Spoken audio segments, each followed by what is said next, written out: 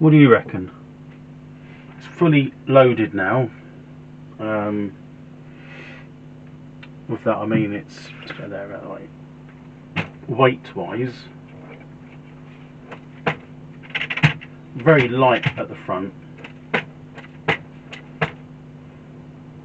Hello RC fans, Racing 393 again. Quite a classic video. This resonates with my childhood, so I thought I would like to do a video on perhaps the radio controlled scene at the time that got me into radio controlled car. I wouldn't say racing because I didn't race when I was younger, but the whole hobby of building and using my car. Now, before I go any further, I've never had one of these because back when they came out, 1982, I've got notes here. So they were super expensive compared to what. Well, they're all expensive, but this was more expensive. So I'm not going to go for a Tamiya timeline, but before the Super Champ, we got the Tamiya Rough Rider. I've got one of these boxed in the re-release, not an original, and the plan is to build that one. But yeah, so that was the first one, and then came the one that I had, the Tamiya Sand Scorcher. Now, the Sand Scorcher at the time when it came out, which was just before the Super Champ, was the most popular. And the reason, it's a bit like I did when I was a kid. My parents couldn't afford to buy one of these from the local model shop. Yes, there was local model shops back in my childhood, but they had to get this out the catalogue, on the pay or the Never every week, and it was well over £300. I say well over. It probably was about what was it? 379? I don't know. I wonder what the prices were back then. But anyway, we couldn't afford it. I wouldn't. My parents couldn't afford it, so they got it in the catalogue. And I think the reason I chose this, I think I got an understanding that they must have had in the catalogue other Tamiya cars. I think the Rough Rider was in there, and I believe the Ford Ranger. I'm not going to put a picture of that up here because I haven't got one to hand right now, but it was either the Ford Ranger, which was more expensive, I seem to remember, than the Beetle. The Rough Rider, back then when I was a child, I didn't go that route because it didn't look like anything. So that's why I went with the Beetle, because I felt it more resembles something that I can see in real life, I guess. So that the timeline sort of started about 79. So, and I got this. I must have been 12, 82, and this came out 81, didn't it, or something like that. The Rough Rider was 79, 80, 81. So yeah, 82, and in December 15th, 1982, this came out. Now, this picture's it's from Tamiya base. I'm not going to use it in my video just to show you, but this is an original.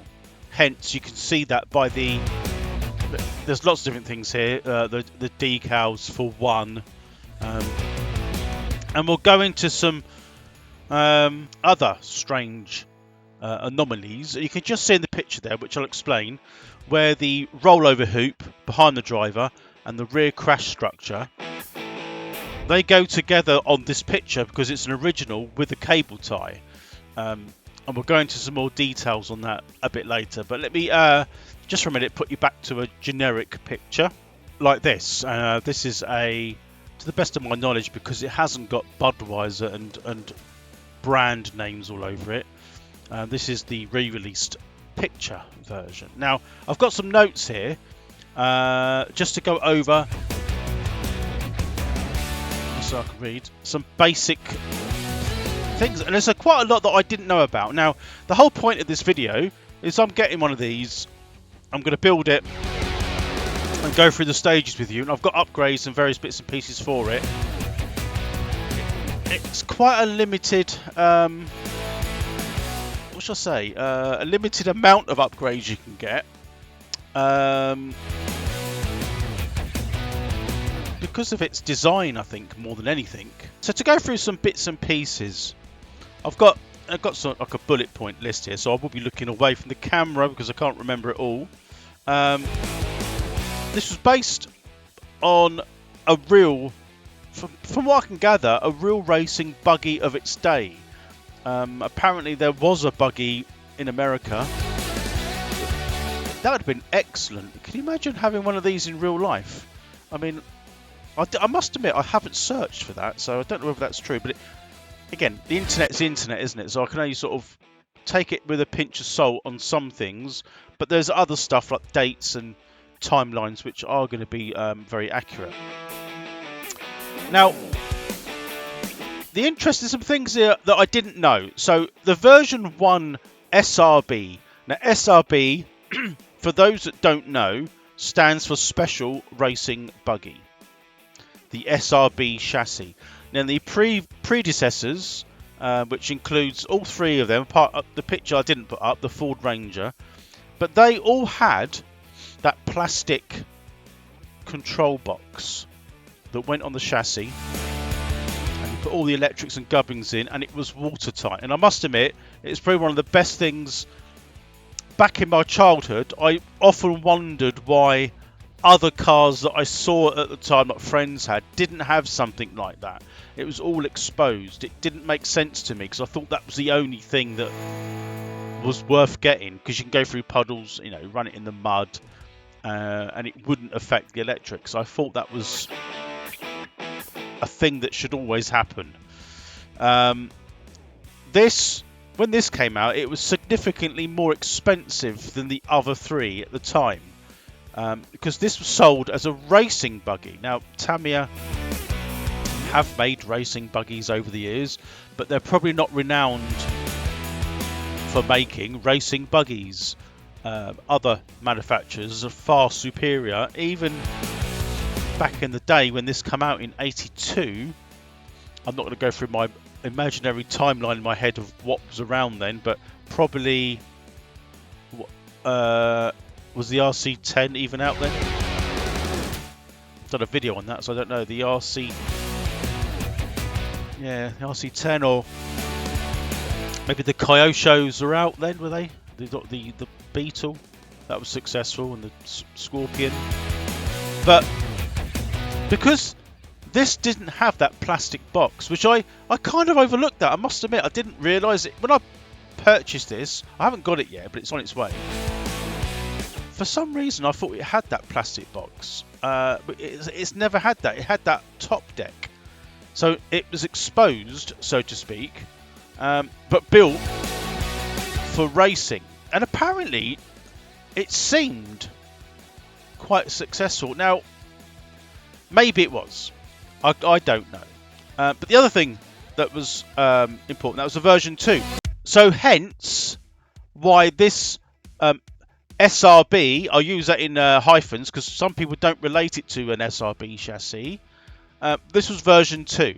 So there's quite a few differences between an 82 Super Champ and the 2014 re-release. I did try to look it up. I've got some notes. I'm not sure it makes perfect sense, but we'll go through it later. Yeah, so the exposed electrics version 2, and the other buggies had like 4 aluminium. I don't know why I do that. I'm not American. Aluminium dampers, which are renowned to leak and still do.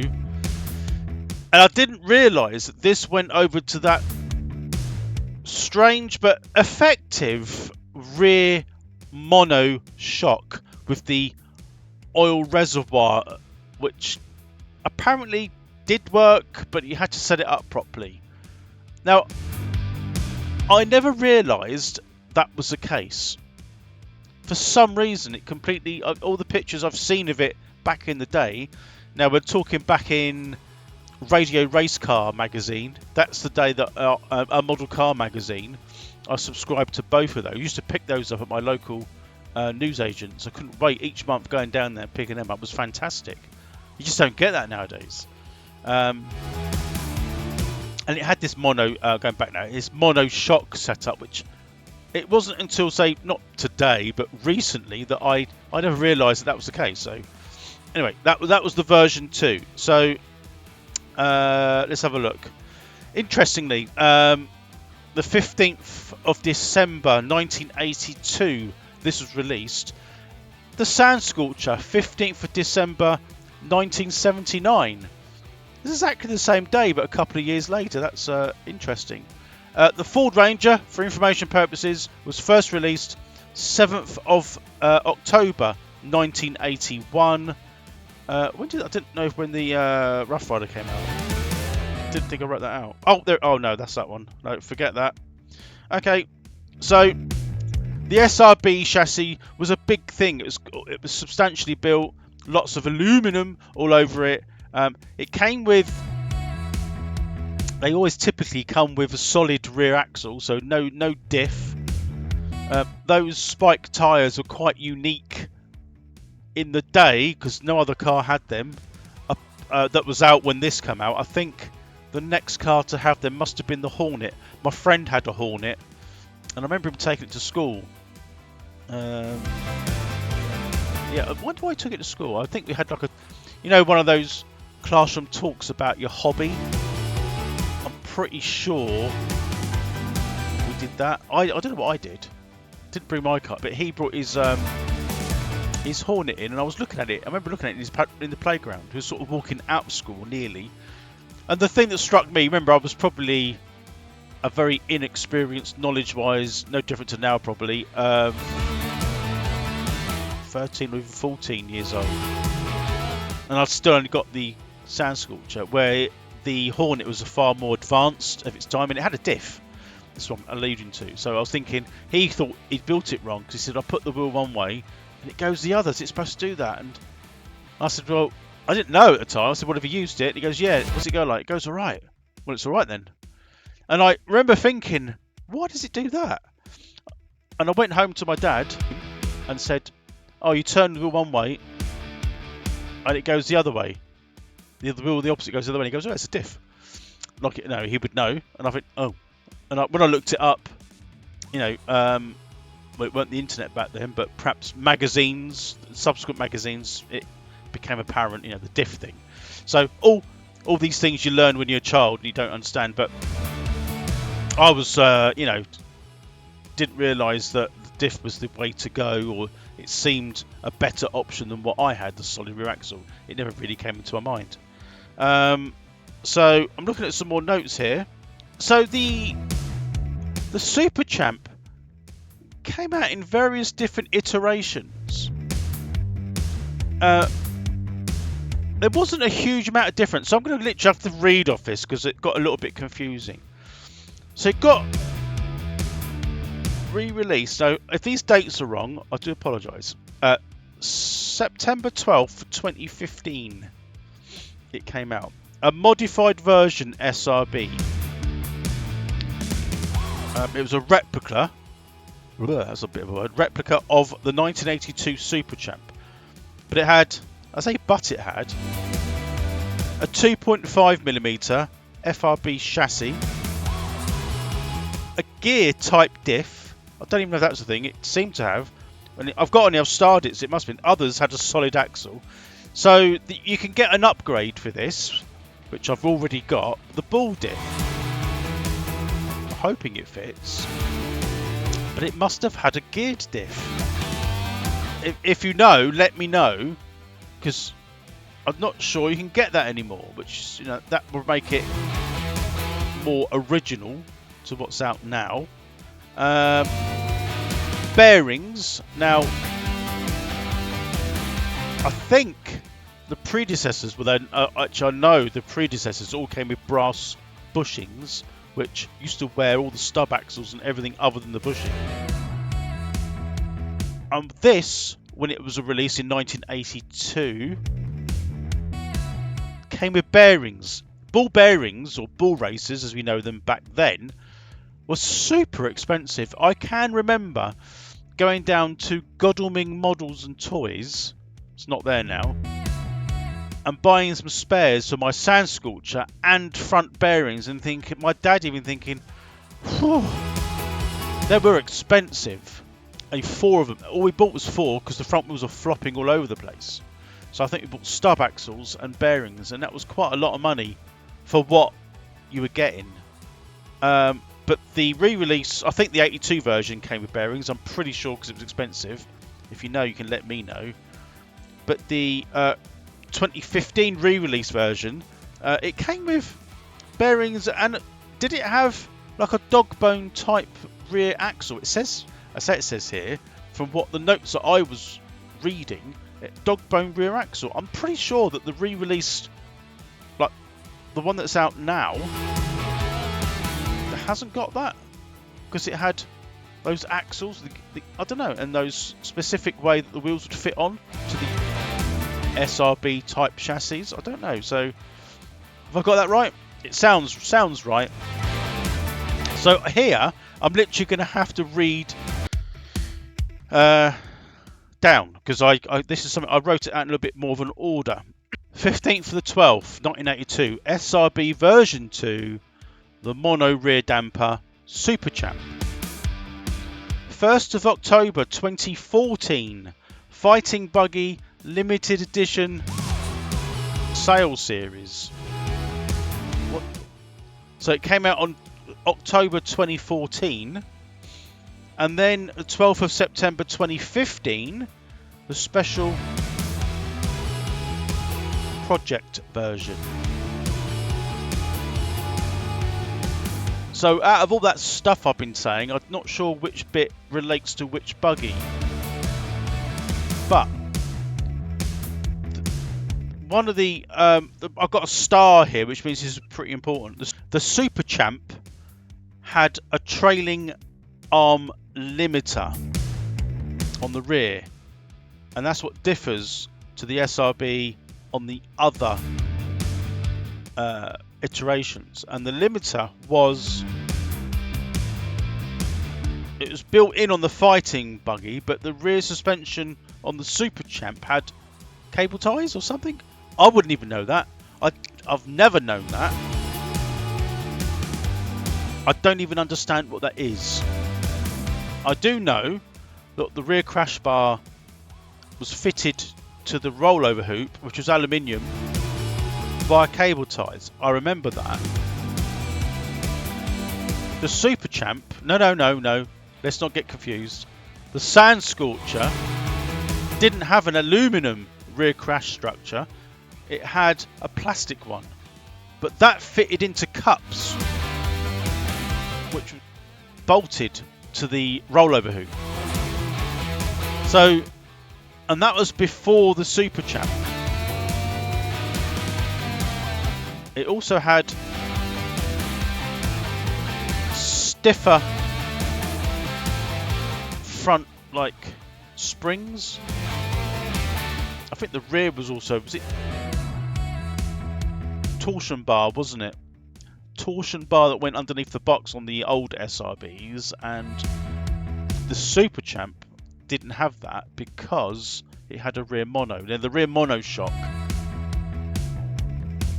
comes a long way, because a lot of more modern kits, old now, but more modern kits like the Hot Shot, the Boomerang, the Fox, I'm trying to think, had a single front damper, the mono shock at the front. This had it at the back. So there is a lot about this buggy which intrigues me, because it wasn't a simple case of it's the same as what I had. It's completely different. Well, the front's the same. I think that sort of Volkswagen type front end, that's the same on all of them, that setup. But it's from the front back, and this differs more. Now, I'm also aware that I want to put a faster, hotter motor in this, probably brushless, but the aluminum rear gearbox housing won't allow the 3 wires. The motor doesn't go in enough. I think I read that somewhere. So you're gonna have to. Well, I'm gonna have to on my new SRB buggy, and have to grind out part of that gearbox to allow the motor, keeps an engine, the motor to go in enough to mesh. I think that's what I'm going to do. I might even, if I can, between now and then, is try and buy the rear gearbox halves. So that's in case, well, one, as I muck it up, but two, I've got spares. So if I don't know, if I ever want to sell it, it's still original. So I've got lots of hop-ups. They're on order. They're on their way over from various different parts of the world. Got the kit itself, the 2014 version. And we're going to do a subsequent video series on building this up all the way through the electrics. I'm probably running it out. It's supposed to run. I was actually thinking of not putting those tyres on. I don't know yet. I'm going to have to think about that.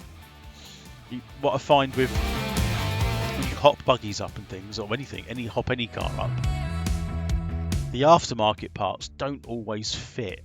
So I'm going to be very careful what I spend money on this time. But anyway, I think that'll do for now. Interesting sort of timeline in Tamiya, and also I've learnt something even by researching today. I didn't know. I mean, the monoshock I knew, but it's the iterations that surrounded it and other bits and pieces. I mean, I didn't even know about the top deck. Wasn't aware of that. Maybe thinking about it, it's sort of something in my mind's telling me that it wasn't a box, but I've had that vision that it was a sealed box in it. So there's lots to learn. I can't wait to get it. I'm looking forward to building it. Tamiya Super Champ Fighting Buggy. Something I've always wanted, but never really, especially when I was younger, definitely didn't have the money to buy something like this. And this was a bit more advanced than the standard SRB, like, you know, the proverbial Sand Scorcher, Rough Rider, Ford Ranger. They were fairly sort of similar, if I'm honest. This one was always a little bit different, and I wasn't aware of the FFPDS. I didn't even know that. I thought that was something that was on there that was recent, but from my understanding, it was on there from 1982 or whenever this came out. Free floating progressive damping suspension rear setup with transverse damper and large oil reservoir tank. I don't know if it works particularly well. I think it should have done, but being non-experienced, I've never built this, so I wouldn't know. But it's an interesting concept nevertheless. Now, box openings, as I said earlier, they're I'm not too bothered, if I'm honest, with the box opening. But you know, you'll probably find it interesting to sort of have a look anyway, because I've got it here, and I'll show you the bits that I've got additionally with this. And I've got some other bits on order, which I'll tell you what they are in a minute. Right, let's get the lid off.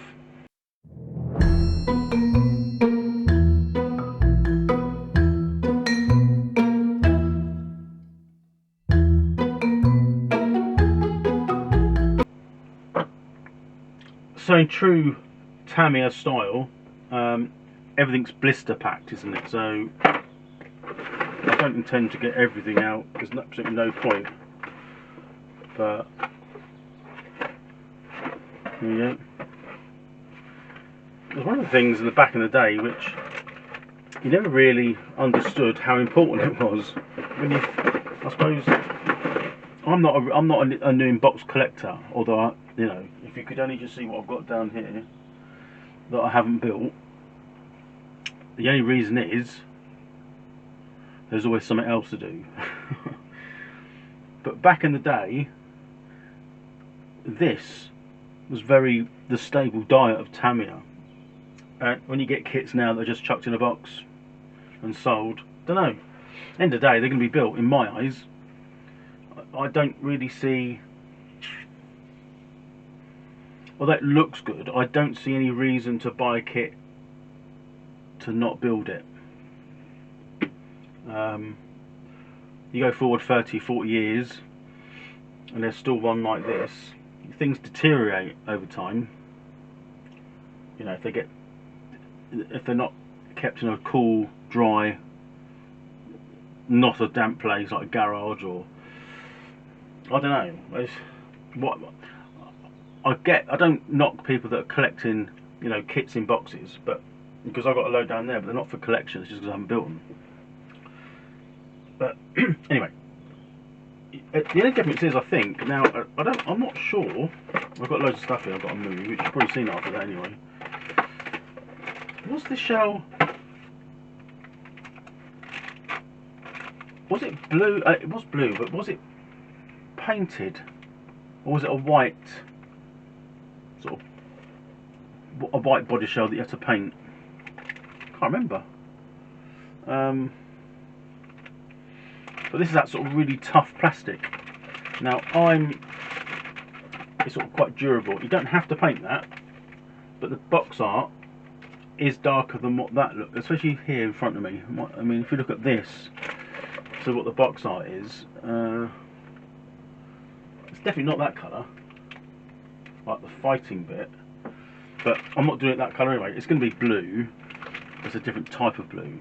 So yeah, so that's that. We've got all the other bits and pieces here that are all blister packed. There's me saying it's not. I don't really think I should. I can't bother to get that out. It's the box with all the sort of the hardware in it. Silver can. I mean, it looks how I remember it when I was like in 1982. But I suppose you're more interested in what did I buy? What did I waste my money on? Well, it comes with an FRP chassis, but I bought the carbon fibre version. So we've got one of them. Nothing wrong with the FRP, but why not? Of course, nothing wrong with the Tamiya wheels, but we just have to go with aluminium. I think that's going to look really cool on this, because it's got what's it got? This. Well, that's aluminum as well, like the roll bar and, you know, the roof and the sort of the metal fin at the back. So that's aluminium, and I've got those as well. I mean, they look quite neat. They come with bearings. The front wheels and the bottom there, they come with bearings. I think the kit is bearinged, and I did buy, probably didn't need to buy these, steel bearings. No, they're from Racing. So I don't know. I'm always collecting bearings for some reason. They're not as back in the day, back in when this was released. Bull races, as we called them then, were like super expensive. But anyhow, I've got an aluminum servo saver. That should be good. Should be good. It is what it is, isn't it? Probably better than plastic.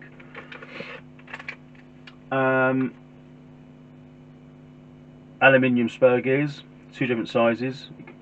Because the motor can't be twisted in the gearbox, you're limited to what you can use. So there's 1 or 2 different pinions, which will fit this. Now the DT02 slipper clutch, which I haven't got, does fit this with some modification to add a slipper clutch, but now I have also got some other bits. Where did I put them? Why can't I find them? It's alright, I have found them. Something you don't need to do, but I will anyway, because We've got some hardware, stainless steel screw set. That's quite a lot of weight there. But anyway, we're not on about racing, are we? That's the bag that all came in. There's nothing else in here that I've got, but over here I've got a bag of bits, which I'll put down here and show my plan. I don't know how far I'll go with this. Now for my, I don't know, unknown, it comes with 4 spotlights, and they're in the bottom there. But these ones, I'm going to put, providing there's room, some lights on there. So I bought another one of them. I'm always doing this with my cars. Got some of these, and I've decided, I had a thought, but I don't know what it was now, but I've got orange lights to put on here rather than clear, and I might put an accent somewhere on here with orange. I don't know yet, to accompany these. I had a reason I went orange. I think the orange, because it's got red and sort of orangey sort of stripes, and I don't know whether that would go. There was a reason, I can't remember, but anyway, they're orange. It comes with an aluminium like rear roll bar. This, what's this? I think this is. Well, there's the, I think, pretty deep to buy this. Is the back aluminium? I think it probably could be. Anyway, it doesn't matter. I have to buy a sand sculpture. I've got an aluminium rear crash bar, but I think it might be aluminium. I can't even see it in here, but I don't know. And this one is for a sand sculpture, but I think it will look okay. That's the front crash bar. I'm not using the standard Tamiya front bumper. I'm not a fan. Well, although it's very iconic, I'm not a particular fan of that. Now, because these are, I think they're generic. I know they're not. Maybe they're on the body, aren't they? But I did buy some others here. Can't see that, can you? So light fittings to go on. Can't really do the front, I don't suppose, because they're not part of the body. But I don't know. These ones that are in the kit, maybe you can put lights on. Pretty sure you'll be able to. But I bought some more just in case. They won't look very expensive anyway. So hey ho. Ball diff. Does it come with a ball diff? I don't know. I think I've seen that in there though. I was looking. Maybe there's a lot of this. I'll probably think, oh, I bought all this. Must have cost about over £100, and I probably won't need any of it. There's people out there that might think, don't buy this, don't buy that. Something different. I don't know if it will fit. Again, it's for the SRB. If it doesn't fit, I've got a Rough Rider in box down there, which I've never had. So that will get built. And there's an anti-roll bar here as well. Rear anti-roll bar. So I'll put that in there. Yeah. I don't know. Anything else in here? There's nothing else. I mean, I can't see any. I've got paint. So I've got paint coming. The colours that I want to do for the blue. I've got some. I think I've got some red there, but I bought some more paint on red. I bought some MCI decals, so they're the original with the original like Budweiser stuff on. That's from MCI, so they'll be here shortly. And I bought a servo to put on the front for now. Electronic speed controller and the motor. Well, I'm planning on running brushless, but it's going to need a little bit of modification on the where the motor goes in on the plastic cap to allow the wires to come out. I think I did read somewhere that sometimes you've got to machine the case in. I'm hoping I need to look into that, but it'll be a brushless system, and you probably think you don't need that much power going through this. Well, I did it on the Grasshopper and it was great fun. What else? No, I think that's about it. What's the plans? I will run it, although it is, you know, we're in September now, so at the time of this video, so it's going to be heading towards shit weather, but that normally comes later on in the year. You'd be surprised, it sort of drags its arse up until Christmas. Talking of, well, not Christmas, but weather, 33 degrees in here the other day. During the hot sort of, we didn't really have much of a summer, but you know, a bit. 13 degrees today. The English weather is so, it's like England. England's alright if it weren't for the rest of it. Anyway, I'm sure you've got your own problems. I'm not getting all political now. What was I saying? Yeah, so I will run it off-road using the wheels that came with it, or the tyres, wheels and tyres, but I'll probably change, I'll run it a bit more of a sort of a midget type thing, like I usually do, like a track car. So maybe try find some wider front tyres, some flat track rear tyres with a hex. I haven't got that yet, with a hex adapter for hex wheels. Don't know. I know they do them. As in when it will be done. Well, I mean, I will start this. I've got other things going on at the moment, like projects that I want to work on. I've got a speedrun car, like I said before in another video, nitro car that I'm refurbishing, and now this. So don't do too much. I'm going to try and keep the sort of the content trickling over. Right, let's just put this back. So there you have it, my Tamiya Fighting Buggy Super Champ.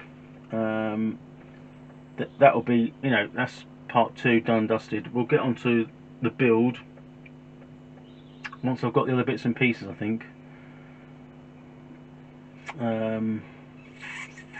Yeah, and then I mean, to be honest, as it gets cooler and perhaps more rain in the UK and crappy weather, it's difficult to spray decent, especially when you got the outside. You don't have to spray this because it's already blue, but because it's not Lexan, you've got to spray on the outside, which means you're going to need like a good temperature to get the paint on. And sort of, as time goes on, it runs out. I mean, I could, to be honest, when I get the paint, I could paint it before I do anything else, couldn't I? Really, but I don't know yet. I think we'll wait and see. But I quite, you know, I'm looking forward to getting this built. It goes back to my childhood, of my youth, of which I could never afford. As we get older, they say you can afford more, but as the way things are at the moment in the UK, things are going up in price and wages are staying the same. Although I'm self-employed, I can charge what I like, but there's a cap where you think I can't really go more than that at the moment. But yeah, I think ultimately we'll get this built. It will look as original as I can get it. Apart from the blue, I've got a slightly different blue. I've got a different idea that I want to do with it. Anyway, we'll get onto this. I'm actually reading the box here at the moment, so let's read it with you. Let's just, before I go, it's interesting. So super fast, super stable,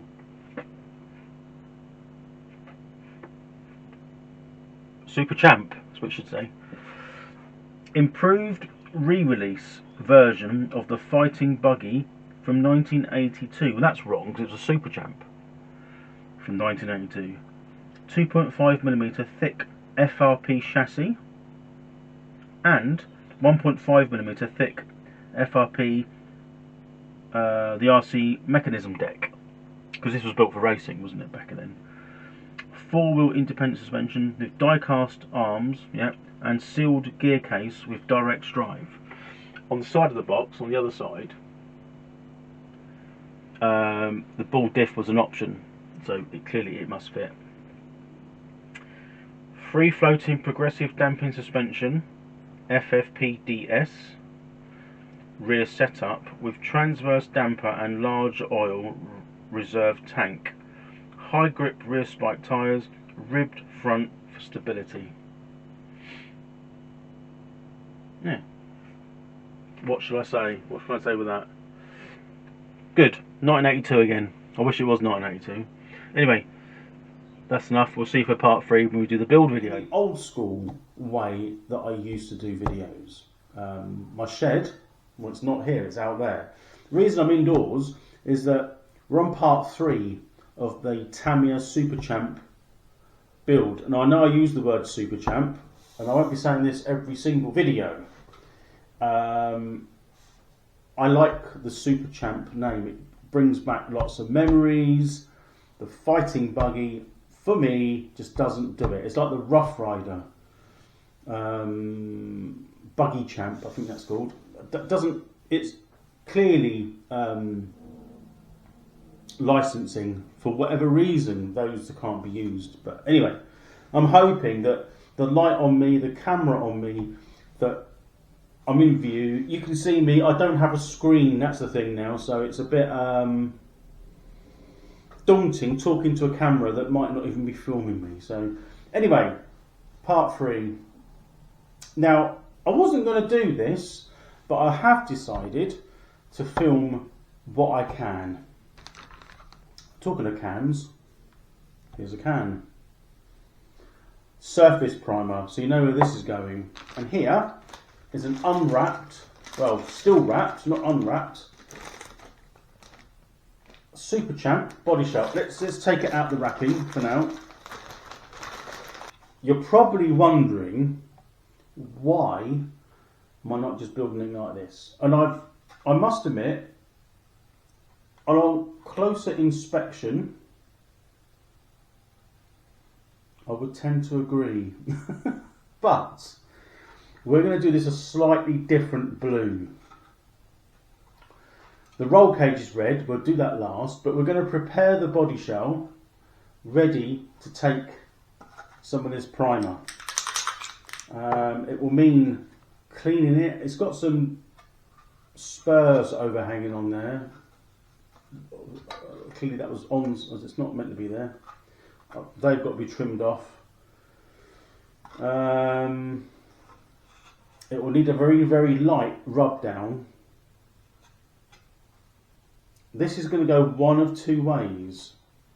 Very, very good, or very, very bad. And if you know me and my painting skills, they're okay, but I've never mastered it. Don't know why. I can paint race cars, as I've said in previous videos, full-size cars. I can spray. I actually can spray a full-size car in a spray booth with a gun. I can do that. I just can't do these. I don't know what it is, but it looks alright, doesn't it? You can see that with the light there. It does look pretty good. I just think it will look better when I've finished it. It's going to be a slightly different shade of blue on the inside and a different blue on the outside. So the overspray, you won't really notice it. So I'll do the inside first and then the outside. But clearly, before I do any of that, we've got to put some primer on there. So I'm going to just move things around a little bit and show you the procedures that I'm going to take to paint it. Not very exciting, I know, but we're just going to run some water into the sink. Want it to be quite a warmish water, so we'll let that warm up a bit. I always use a small amount, just typical, you know, washing up liquid.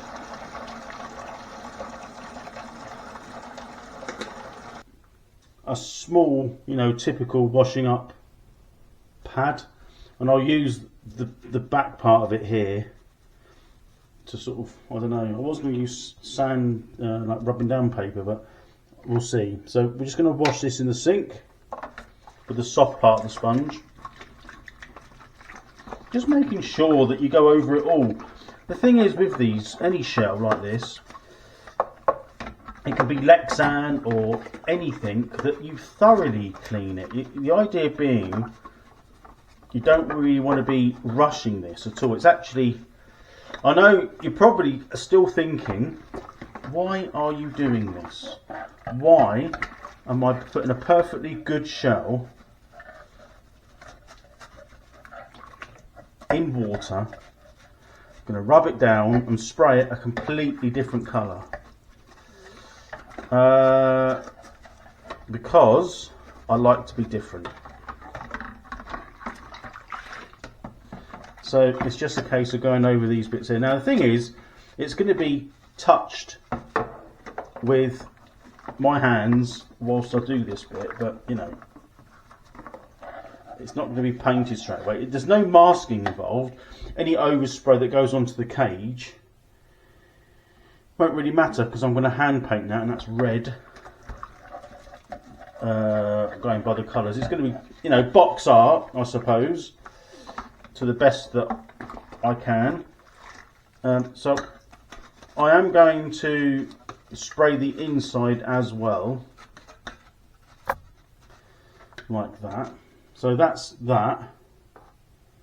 I'm going to try this little bit here. I'm going to see whether this marks anything. I don't know if it will, or if it's not worth doing. I think you have some form of key, but I don't want to score it to smithereens. So I'm going to do the inside because it doesn't really matter. If it mucks up, you won't see it anyway. So I'm just going over all the surfaces. I'm not pressing particularly hard, but I've got the Brillo part of this pad.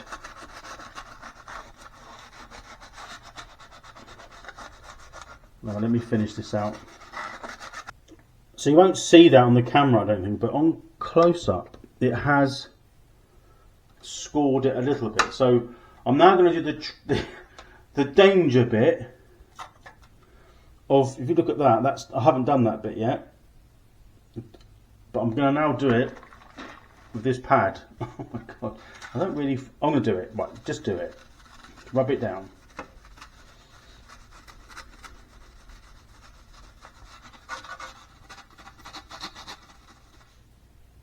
I don't know if it's going to mark it. Mark it! I don't know why I said that. Right, let me finish doing this. Now I'm going to have to dry it off because it's difficult to see if it's marked it. If it hasn't done anything, I'll have to go and get some really fine wet and dry and just go over it very lightly. I think that's what I might have to do. I can't see much on that at the moment, but anyway, let's dry it out and I'll be back and we'll show you the result, whether I've got to go and do some wet and dry or not. Right, that's done, and that Brillo sort of pad, the washing up pad, has taken the shininess off of the shell now, so it's a point of no return now. I'm not sure if you can see it on the camera. You might not. The camera won't show up too much, but I can see very tiny score marks. It's just taken the perfectness off of that. I'm not too concerned about the inside, as in how much has done that, because that's going to be mainly overspray, but it will be all painted with surface primer. So it's, apart from perhaps the roll cage, the ends of it will be, and underneath there, but I'm not going to spray the bars. And what I'll probably do is rub those down separately, and then when it's all dry, paint them red. That's the plan. So that's worked pretty well. It is clean. There's a few little wet bits here and there on it, but what I need to do now, I'm going to warm this up in the water that I've just used. Maybe use some fresh water so it's warmer. And then I'm going to take this into the loft to give it a couple of coats. Now supposedly this needs to dry kind of almost overnight, so I'll probably show you when I've done it, because it'll need rubbing down slightly, just very slightly rubbing down so it's a smoother finish. And the reason I did white is it shows up more on the blue, so you can see things that you might have missed, or when you rub it down you'll see some high spots, but I'll do that with wet and dry, not the Brillo pad. So I mean, I can still see some wet spots here, so I've got to make sure they're dry first. So I think I'll leave it there. I'm going to come back once I've sprayed it white, and then we can go from there. So we've done it, we've sprayed it. A few coats, it's going off. The inside's not as important. I think the outside's more important. It's quite a smooth finish, fine surface primer, so that means it doesn't really need too much of a sand, but it does mean, if you can look there, see that? I don't want to show too close because it'll go blurry, but I mean, it looks okay. So you can see the roll cage isn't covered. I didn't need that to be covered. The underside's going to be where I'll do that a similar blue to what's on the outside. You might ask, why don't you do it the same? Because of the colour I'm going to do on the outside, the blue, won't look decent on the inside, if I'm honest. So I don't mind the odd bit of overspray, but inside blue, the blue that I want to do on the outside. So that'll be the next step. We'll let that dry, and then we'll be back showing you the blues that I'm going to do. So the body shell's now done. This is the paint that I'm going to use on the inside of the body. It's just warming up. So I've got, it has to be TS, because it's hard plastic. Just French blue. I think I did my LMP that colour. It's a really nice colour, but that's going to be just for the inside. And I'm going to do a small dusting of this colour on the outside, just to sort of give it some key. Because the colour I'm going to do the actual shell. Have I got it here? Oh, it's just on the table. We'll have to wait a minute. So let me just paint the inside of the shell, and I'll show you that as I've done that, and then we'll move over to putting the other paint on. Because I'm going to paint, you know, inside and the outside, so once the inside's painted, I don't need to worry about it going off so much. I can just go straight in with the that's bright, isn't it? The other paint. Let me just I'll grab all that and show you in a second. So there's the coat of paint on the inside. The camera battery is going flat immediately, but it's just TS paint, like I said. I'll show you the lid again. So back there, as you can see it, TS10, French blue. I'm not looking forward to doing like a perfect covering in there. You know, it's only the inside. The main job now is to paint the outside of the other colour blue. But I am going to put a very light dusting of this TS10 on the outside, just to give it a little bit of tacky. And then I'll add the other colour. I'm hoping that won't. It's only going to be literally a dust. I'm not even going to bother. I don't even want it covered at all. I just want something other than primer that's dry. Just to give it some sort of base coat. So I'm just letting it go off. Then I'll start the outside on the proper colour, which I'll show you in a minute. So there's just the very light coating of the same blue, the TS10 French blue. It's just literally like a dust. And now I'm going to get the other colour. I'll show you what that is. We'll put it on. You notice that I haven't actually sprayed where I can the roll cage, because that's going to be red. Right, let's go and get the other paint. So the colour that I'm actually going to choose is that. Can you see that? TS54. That is, let's read it now, light metallic blue. I'm hoping it looks alright when this is done. So I can't film and spray, so I'm going to dust this on and I'll show you the result at the end. So that's the car painted. The light up here is really bad. I've got a light shining down on it, but I don't think it does it justice. But that's the TS, what is that? 54, which is light metallic blue. I think that's what it says on there. Now I have got clear coat to put on. I need to look it up whether I need to put it on as the paint goes off or when it's dry. I'm not too sure. The roll cage needs to be red, and I've got to hand paint that. So I'm sort of hoping that I can clear coat the whole lot when it's done, when I've done the red as well. You can see there, that's why I haven't sort of sprayed. I can hold the roll cage when I was spraying it. So yeah, I think from what I can see on there, it looks really good. It definitely looks better than the blue that it was standard with.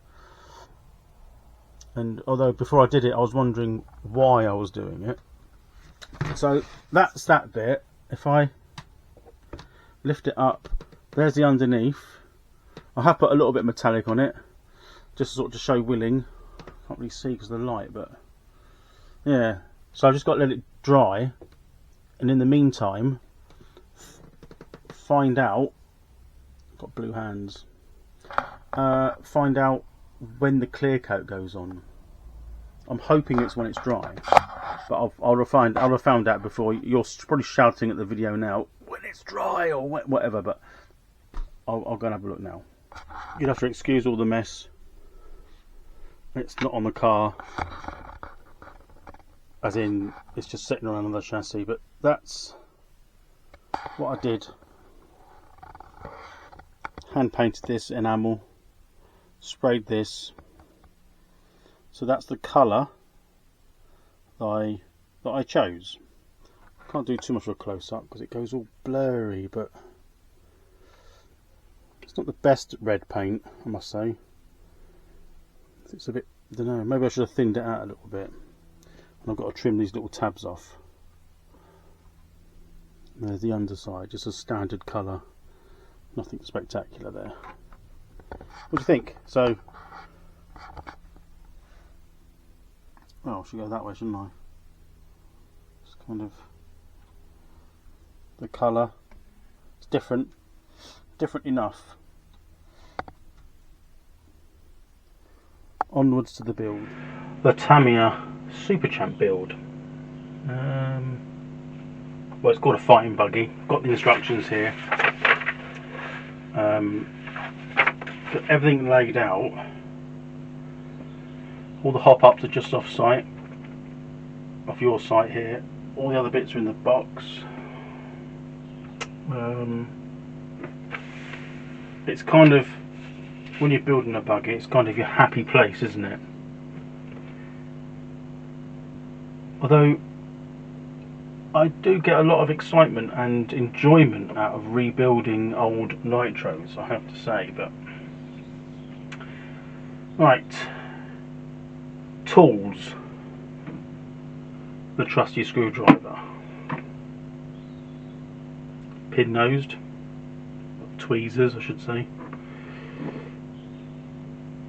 and cutting pliers to cut things off of the trees, you know, the plastic trees. It does say a standing knife. I have got a standing knife, one of them. It says pin nose pliers. Well, I have got them, but they're not very good. These ones, they're just worn out. I need to get some more. I need some decent pin nose pliers, if I'm honest. Oils, glues,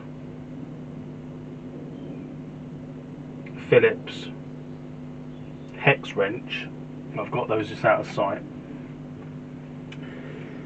It says to do the electronics first. I'm not going to do that. I haven't got a speed controller. Only got a servo. It's sat just over this way. Right. So step one is the gearbox, and straight away it's got the the final gear. So the very first step, well, that's bag A. I'm not going to be using that. So I bought myself Buggy Champ Ball Diff Set 2. So the first thing I did, don't just chuck them away. The important bit on there is you can just see, zoom in, those washers. See in there? They've got to be a certain way round. So that's the important bit.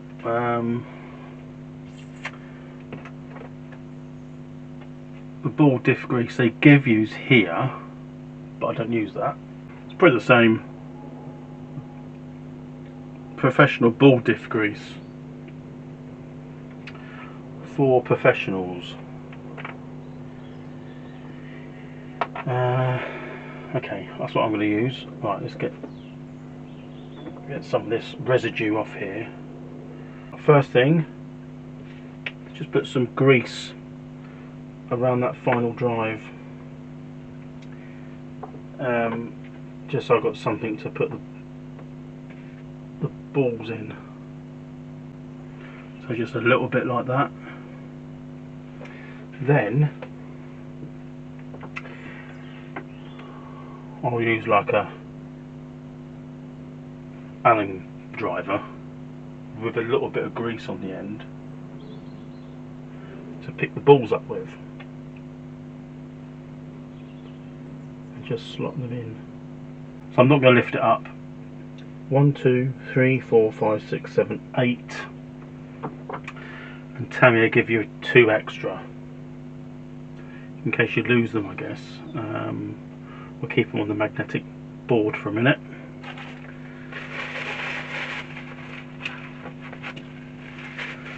Okay.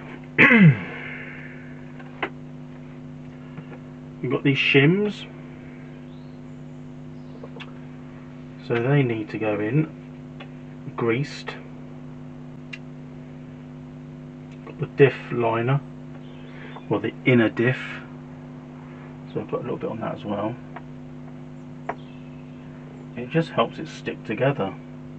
And then we've got to build the thrust ball bearing. So taking careful attention to the orientation of these springs.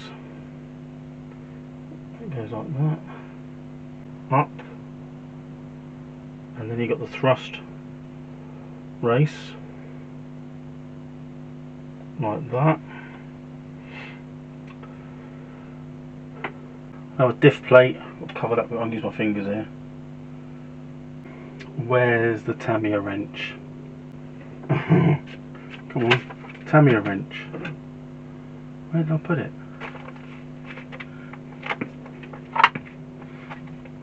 There it is.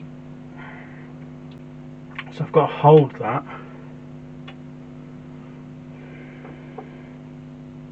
and then do it up with my shit pliers. Right, hang on. Like that.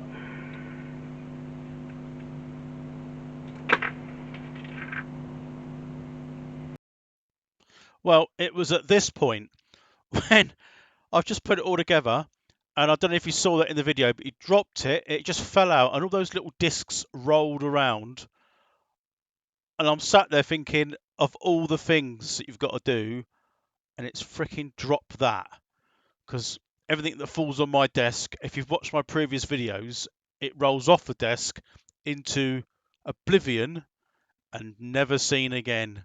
So I was sitting there trying not to shout. It all fell out. Well, there's them. Where the hell's that thrust race gone? Hang on. Hang on. So it gets a bit slippery, so fully tighten the diff bolt with the wrench, which is what I've done, so without stripping it, and then it says loosen by 1/8, so I'm going to do it less than that. I don't want it too loose. Okay,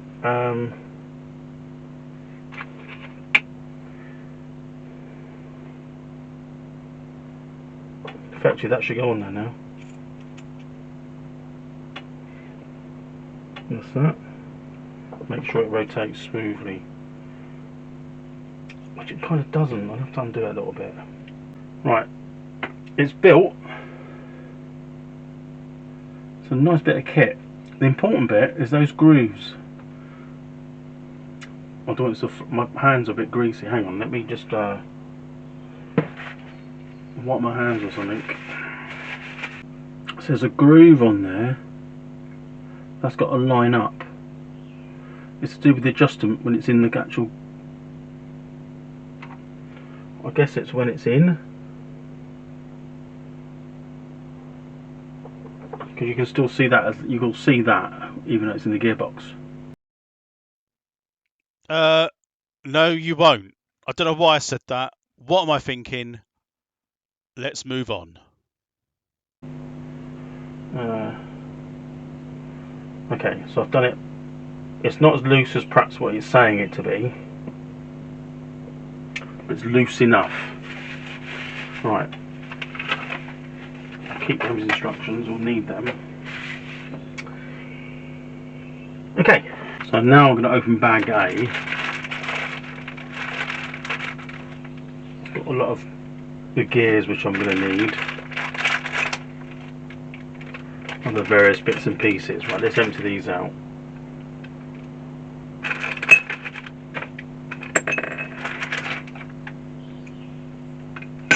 There's the original final gear, just for a solid axle.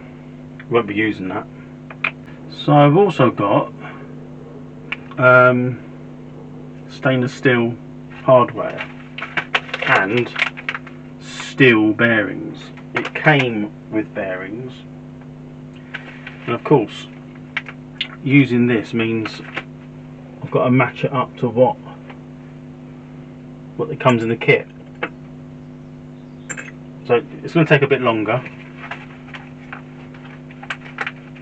It does come with I think, yeah, A, B, C, D.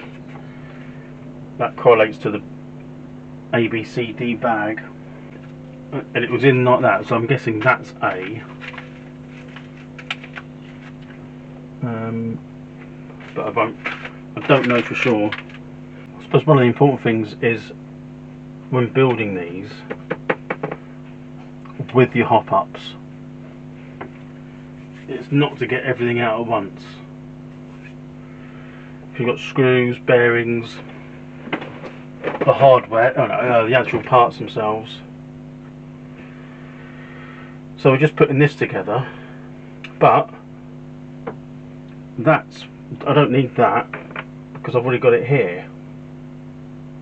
It's built, so I just need to add the bearings onto this, which is what I'm going to do now. They're typical normal size bearings, so that's these ones, so I'll stick them on. Or not, as the case may be. So that's part of the diff. Got three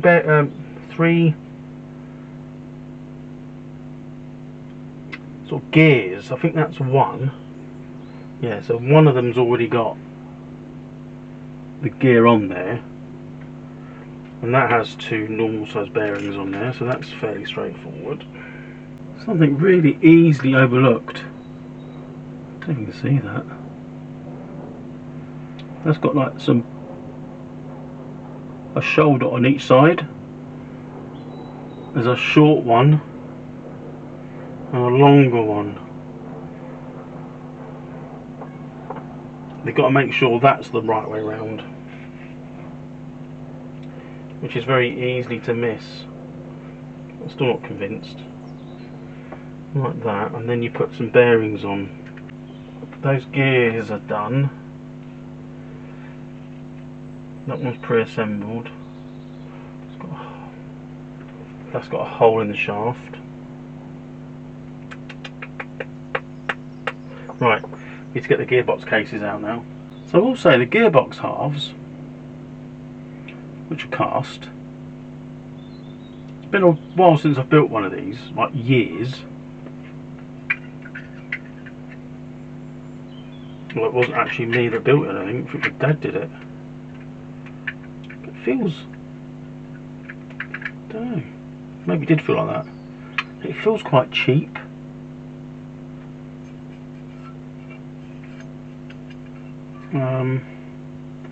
But anyway, I'm going to put this together. I'm also going to put some sealer around the gear casing, so that, you know, best I can, nothing will get in it. That's the plan. Right, okay, let's just assemble the back end, putting these gears in, sealant, putting it together, and also these UJs. On the original one, these were brass, and there used to be steel upgrades. I think that's just probably more monkey metal, I guess, but I guess you can get upgrades for them. But okay, let's assemble the gearbox. So you get the ceramic grease, but we're not using that. I'll go back to this high performance, what is this? Lithium. Just normal, well, not normal, high performance lithium grease. Right, got to be careful what I do here, but it is in. I've just got to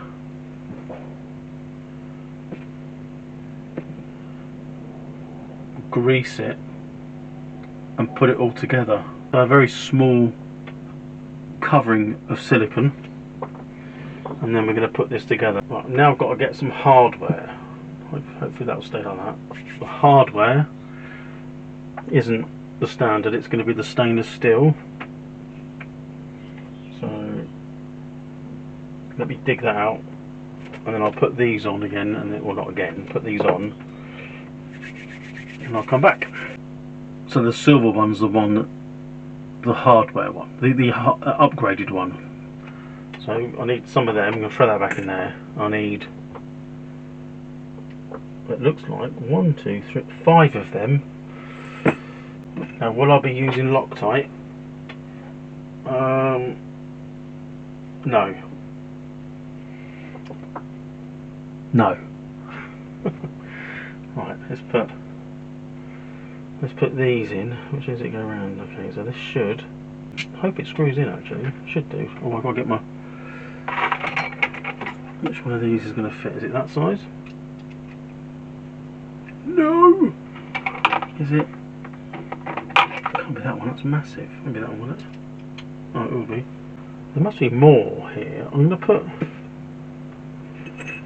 there's a couple more. I'm going to put some of these in, because I'm not sure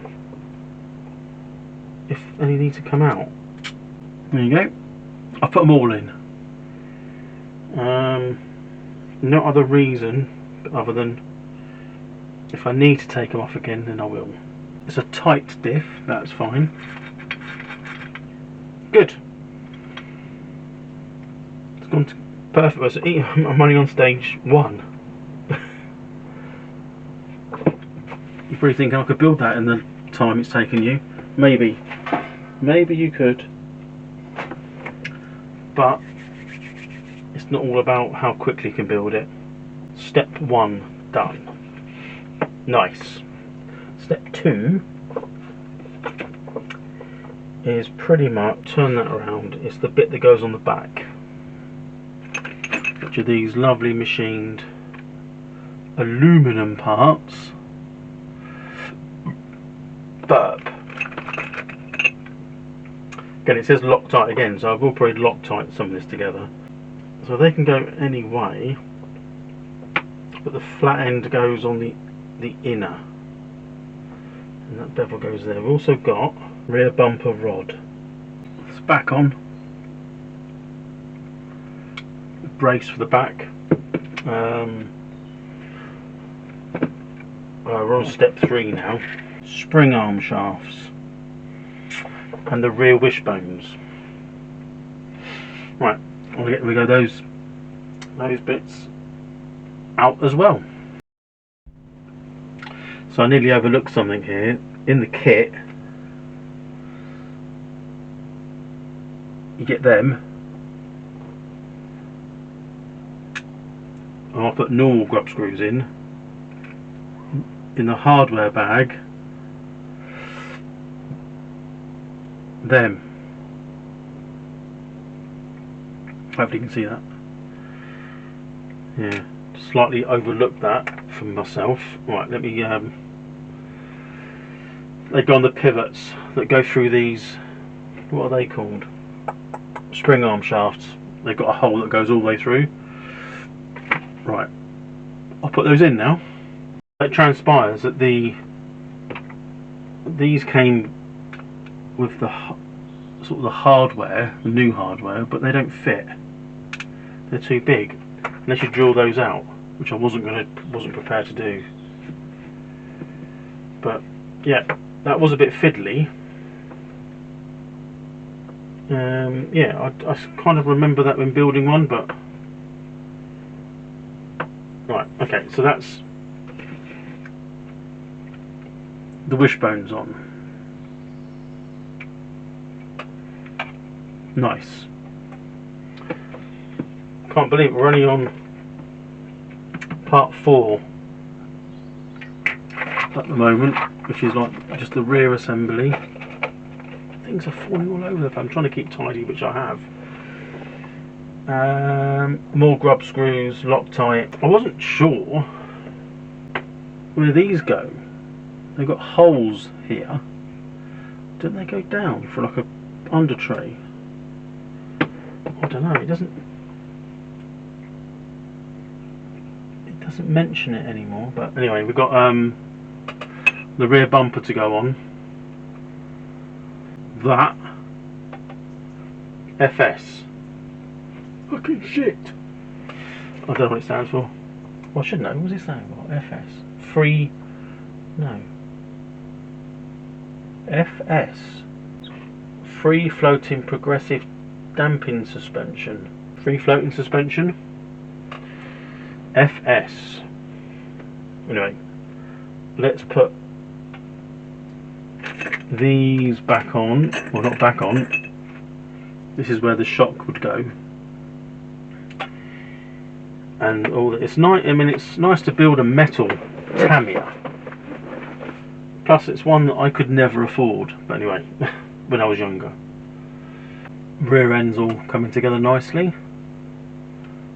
Loctited in. Next is step 5. Includes the motor, which I won't be doing, and the shafts. So I'm going to put the half shafts in, bearings, and we'll have this all sort of linked up at the back, so that shouldn't be too difficult. So that's up to step 5. Yeah, it's all good. Brings back good memories of the SRB builds, even though it's not an SRB. It's probably classified as an SRB, but I haven't put the motor in because I haven't got a motor yet. So step 5, I believe that's everything. So we're going to be moving on to step number 6, the spur gear and cover, and then we'll start building the rear shock. So that's going to be next. Right, step 6. The spur gear. The spur gear comes in 2 different sizes. Just wondering where the spur gear is in here, isn't it? So in the kit, you get 2 spur gears, plastic spur gears. And what I bought is the aluminium upgrades. They come in, like I say, 2 different sizes. 2 different pinions come with the kit. Pretty much because it's. You can't just swing the motor around to make big pinions and smaller spurs. You're kind of limited. So a particular pinion goes with a particular spur. I think you can use them. Not sure if you can use them both. You can't, because you can't actually move the engine motor. I keep saying engine and motors. That Christ. So it's fixed. You either use that one with the pinion or that one with the other pinion. It is a bit of a shame. So, but we are talking 1984 technology. Now, although this is all sort of together, this side is a little bit stiffer. No reason why it should be, but this one's loose. That one's a bit stiffer, but that'll be fine. I have ordered CVDs for the back, so to do away with these, and aluminium hubs. What else would I order? And some. I think I've got them anyway, but they're in the other one. The what I've got down there. What is the Rough Rider? Like rubber boots that go over the ends, so it sort of protects it a little bit. This one's got. It's got a pin that has to go on the end here anyway, but it's exactly the same as the CVDs. But what I'm going to do now is, I'm not sure which spur to put on, to be honest. I haven't got a motor yet, so it's going to be more, I'm not interested really in the top speed, so it's more acceleration. So I think I'll probably put the smaller, the larger spur gear, and that I have to go with the smaller pinion. The pinion, I think here, although I'm not going to put this on, this is like 15 teeth.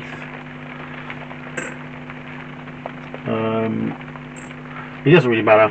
I'm only going to put one of these on anyway, so let me get the bits out that I need. Because it says I need, there's a screw, a washer, I've got the high and low ratio, got thread lock, which I won't need to put on there. And then the cover can go on there. Where is the cover? That must be in there somewhere. I can sort of nip that on for now, so it's on there out of the way. So let's just get the bits out I need. Nice aluminium spur gear. Don't know how many teeth that one's gone. It doesn't actually say, but either or. Basically, a small shaft, collet or a pin, which goes into the. Problem is, I don't really have the ability to show you whilst I'm doing it. So that will go into there, which securely goes onto there, like that. I've just got a washer and a fixing pole. So I'm not going to put thread lock on at the moment. So let me just do that up. It's not hard. Got everything out. I just read the instructions through, so I've not built one of these rear shocks before. It comes with damper oil, as all Tamiya kits generally do. I wasn't going to use this damper oil, but I think I will, because you've got to use the bottle and the oil that's in it to sit on the back. It's a bit of a weird, that's, you know, FFPDS. Free floating progressive damping suspension rear setup with transverse damper, one single damper, and a large oil reserve tank. Well, that basically. So it's not super complicated. I enjoy building shocks, as you probably know, so I'm gonna build this up, and if I get any sort of difficulties I'll come back and show you. It's a bit fiddly. So when excuse me, when building the shock, it does come with two O-rings, BB8, BB9. The BB8 is slightly thicker and the BB9 is a bit thinner. The thin one goes on the outside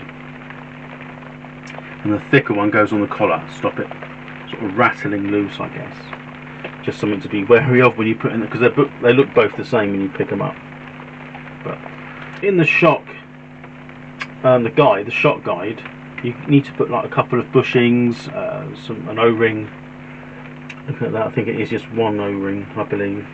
No, two red O-rings. Read the instructions, and I've done it before, but I'll show you again. This is shock O-ring grease. So I use that, which is this stuff. You don't need a lot of it. Just, you know, I think it helps seal the end to hopefully stop the oil leaking out, is generally why I use it. So I'm going to put this on bit by bit and assemble the shock, or the piston bit, and then it'll be down to the oil. So I've got that all together, the guides, and that's like super smooth. I put a little bit of grease around the shaft as well as I put it in. So that's that bit done. Just got to put the end on and then do some oil. So it's built, it's an open-ended shock, so there's got to be you've got like the pipe to go on there, and the other bit goes into this, so this sort of fills the space up that's sort of between the pipe this and the shock, this sort of reserve tank, if you like. So what you can't do is push this up and down at the moment, because it's just going to squirt out the top. It's a bit of a messy job, but I won't know what it feels like until I actually put it together. So that's the next bit. On to step 9. Yeah, so there's a bracket that you put, this has to go on. I don't know, it looks like I've got to cut something off. I'll have to check it out, make sure I'm not using the wrong one.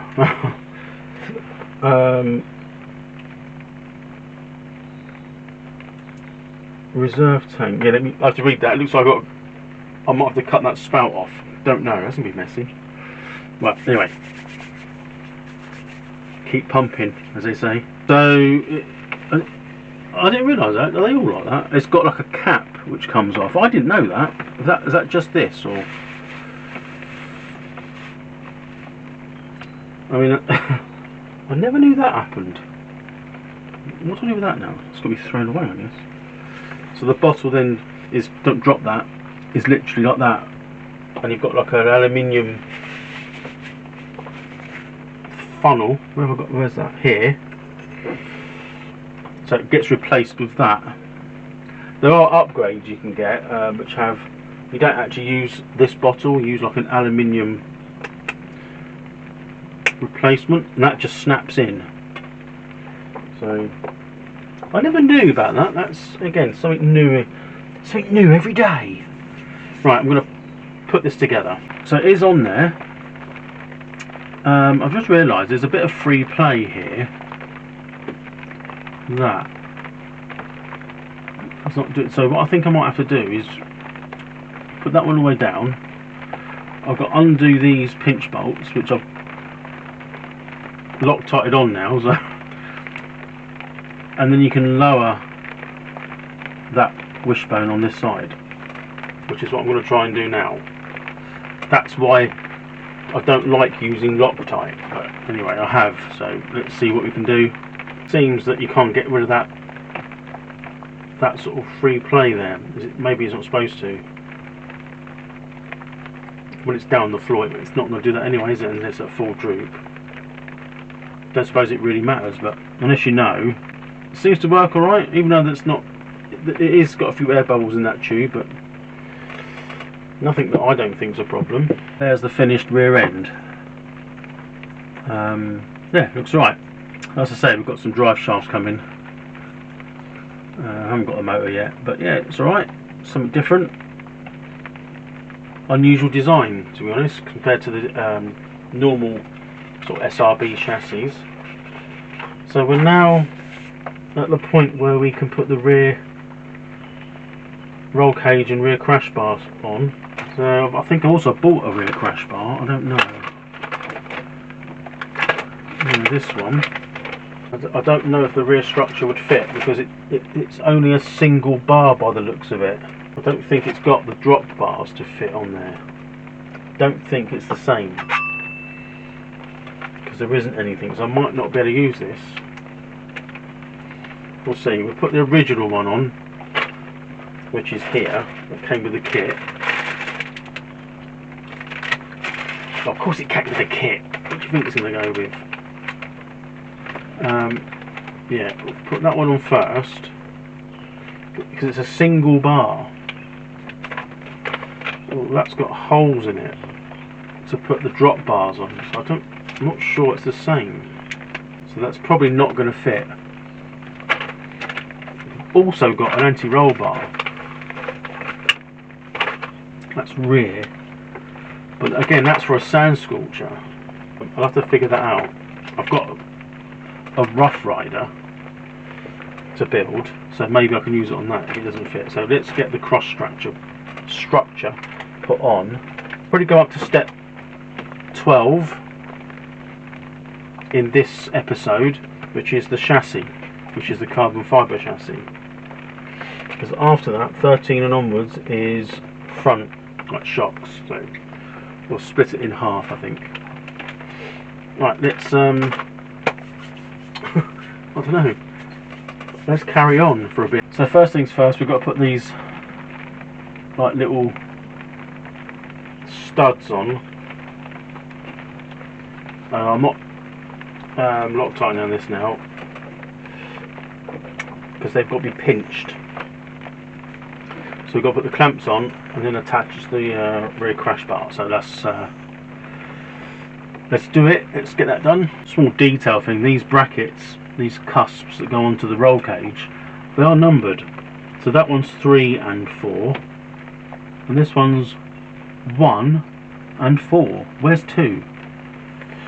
Not that it's any problem, but it's all in the detail. It's all in the detail. Right, I need to try and. It's not going to be too. I've actually got to put this on before I put those halves on. It's a bit fiddly now, so I need to turn the camera off while I mess about. We're back in a minute. So that's all together.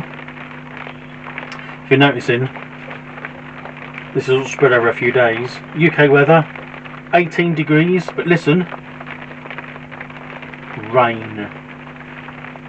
That's all we do. It rains in this country. That's what it does. Costs a fortune, and it rains. Right, now I'm going to try and put that.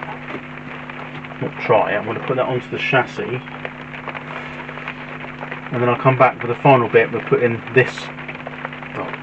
That's to the rear structure, not the chassis, and then we'll come back putting the whole thing onto the carbon fibre chassis. So let's just quickly put this on. There you go. Lovely. Right, final bit to do for this video is attach it to the chassis itself. This chassis, again, is not a standard chassis. It's the 2.5mm carbon fibre chassis. Not really opened it yet, so let's get into it. Until now, let's get that. That's impressive. Little camping sign at the bottom as well. Look, lovely finished. And what that will do now is that goes onto the chassis here. All the bolts line up. So I'm going to dig those out. We've also then got some posts that go on there for the top deck. Now that isn't carbon fibre, that's just FRP. So I'll use that in the kit. So I'm going to put that on and the posts, and then I'll be back. So that's it up to step 12. The posts on here are not done up super tight yet. They've got little holes in them. I'm not quite sure what they're for. So they're not done up tight. I haven't used Loctite. But the carbon fibre chassis, so the camera doesn't do it justice actually, but it looks really nice. One thing you do know is when you consider these SRB style chassis, they're quite heavy. When like the Grasshopper and the Hornet came out, they were significantly lighter. That was one thing I did notice. And with a silver can motor in this, they was okay. They're not supposed to be ballistically quick, but of course now with like you could put a brushless setup in it, which is what I'm planning to do. It's going to be quite nice and lively. I mean the carbon fibre chassis looks awesome. The back is, you know, pretty much stock more or less, so it looks as it's supposed to. The body shell is here, so you can see that will go. It goes on sort of like this. That's kind of what it's going to look like. These pictures go around like that. Yeah, it'll look quite nice when it's done. You can see it's a different blue. Well, so you can see, you can't see the box here because I've got the camera there, but it's not in the right place. But yeah, it does look quite snazzy. Even though some bits I bought don't fit, is what it is. I'll probably try and have a look at the rear anti-roll bar next before I go on to the front, because the next steps are just the front shocks and things, and steering. So it's a fairly typical front end of an SRB. They're the same no matter what you got. Shock absorbers tend to leak. I'll try and build them so that they don't. I've all run them upside down as they're supposed to be. There's some springs somewhere which I haven't seen yet, but it's obviously going to be another bag. But that's going to be the end of this series. Well, end of this part. And look out for another part for the build coming up in due course. Let me know what you think. You've got one, you're getting one, if you had one, you've got an original. What do you think of them? It's one of those kits I never had because, as in the Super Champ, because I couldn't afford it. From memory, it's quite a bit different to what the Sand Sculpture was. The rear end, anyway. The front's going to be the same. Plus, this doesn't have that box, does it? It's a FRP platform that you put all the electrics on because it was designed at the time for racing. I don't know how successful it was, but anyway. Step 13. So I've got to make some leaking oil-filled shocks. I'm going to do my best to actually. What was I going to do? I was going to do this. Well, I've got that to put on the rear, but if it's got anything by what else I've got on here, nothing fits. So I'll come back to that in a minute. But I'm going to build the front end up, which is pretty much SRB spec. So I'm going to probably build this and get it to the point where I'm going to bolt it on the chassis. There's no point going through this because everyone's probably built an SRB. Possibly, I don't know. Shocks are shocks, aren't they, on these ones? Yeah, I'm going to build the front as on the box here, which you can't see. Get it to so that I can put it on the front of the chassis, because it goes on the front of the chassis, and then it's got the front bumper, which I'm not using, but I might do. It depends if this one fits. Right, okay. Front. Let me crack on with that, and then I'll come back with some updates on this rear anti-roll bar. It's gone together quite well. No leaks. Nice and smooth. Haven't quite done these up fully yet. I've got to kind of get this square. Good. All good. Right. It's about putting it on the chassis, and I've got a servo saver to build. So, right. Step 18. Another upgrade, which is the servo saver. As I've said, that's done. This is another day now, so I can't remember what I said before. So that's all good. And the servo saver's built. That's got to be a certain length. There. But yeah, that's the new one. That's the aluminium servo saver. Now we've got to put it onto the chassis. Got to make some tie rods. They're non-adjustable on this one, but you can upgrade them. I won't bother at the moment, but I'm going to make the tie rods, and then effectively I'm going to bolt the whole thing to the front chassis, which is behind me. So that'll be good. It'll start to look like what it's supposed to. You forget how detailed they all are. I mean, that suspension feels pretty good. It's a shame that these leak. There's a small amount of play there. Look in the shock. Yeah, anyway, let's move on. So finally it's starting to look like a car a little bit with the front and rear on. Looks alright.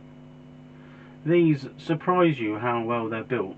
You've got to remember, this is designed back in the early 80s, and if this was those SRB cars, if they're the first things you've built, although half of the hop-ups wouldn't have been available then what they are now, that's still an awesome build. It's clean. I don't remember them shocks feeling that good.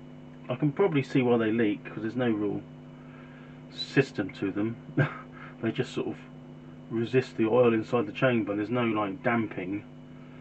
Even the rear ones, it's not great, but it'll be alright once everything's on and it's sitting.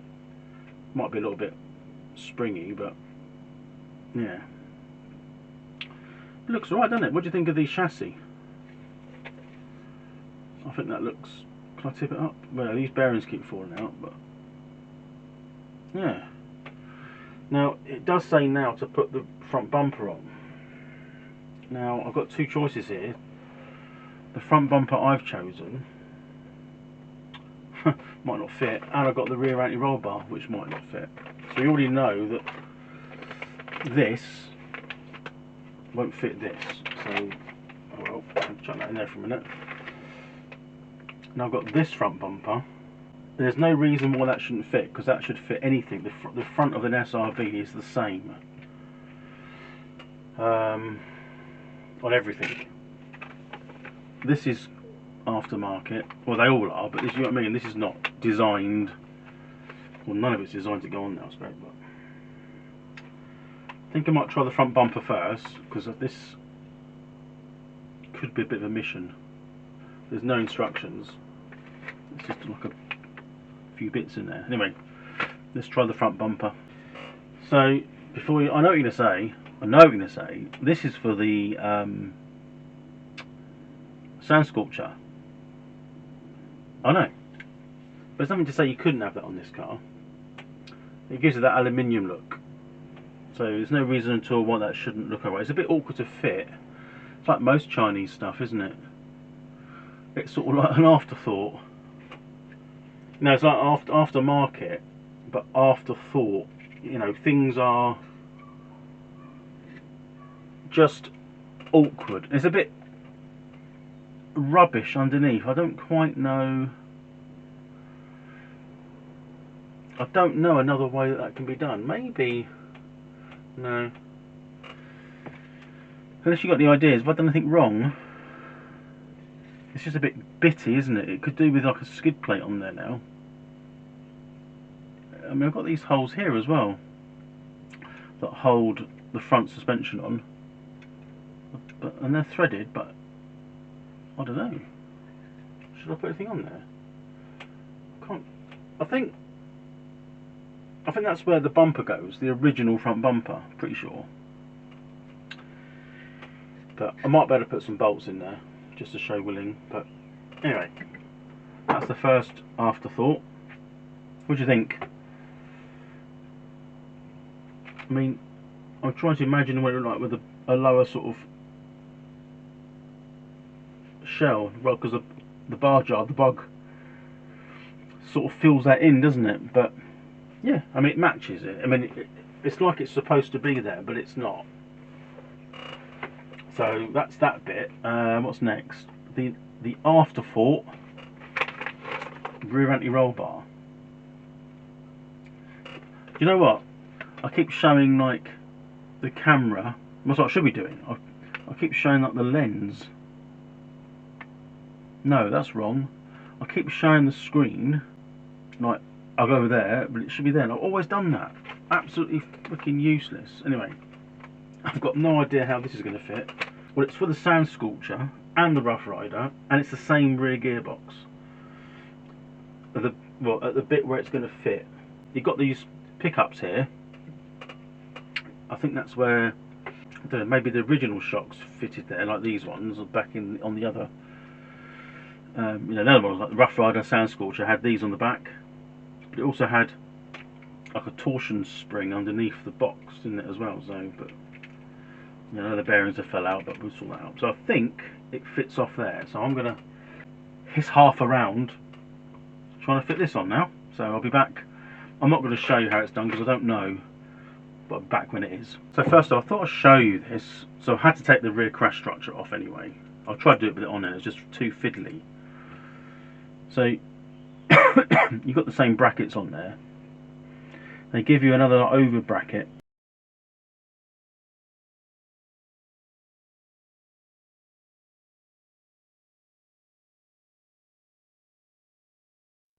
Oh, the arrow picture. So this is where I'd already mucked up. The bit you can see there that the arrow is pointing to, it's super fiddly to put on, but I can tell you now, it's upside down.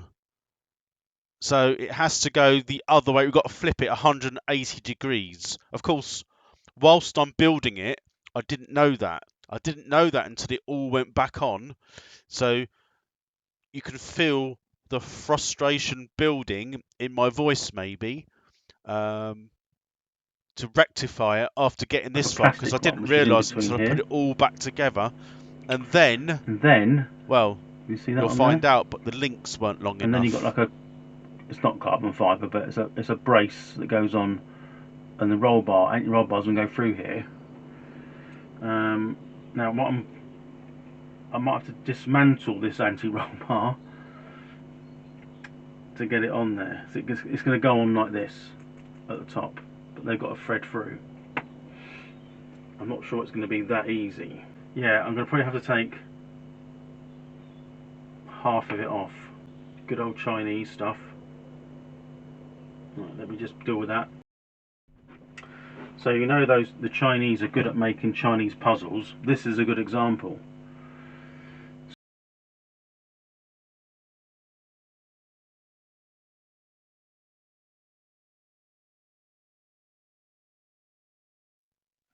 Yes, the arrow, fully prepared now, fully built. So it's on there, and but it sort of needs to still wrong.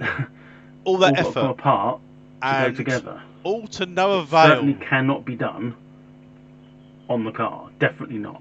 It's just not worth it.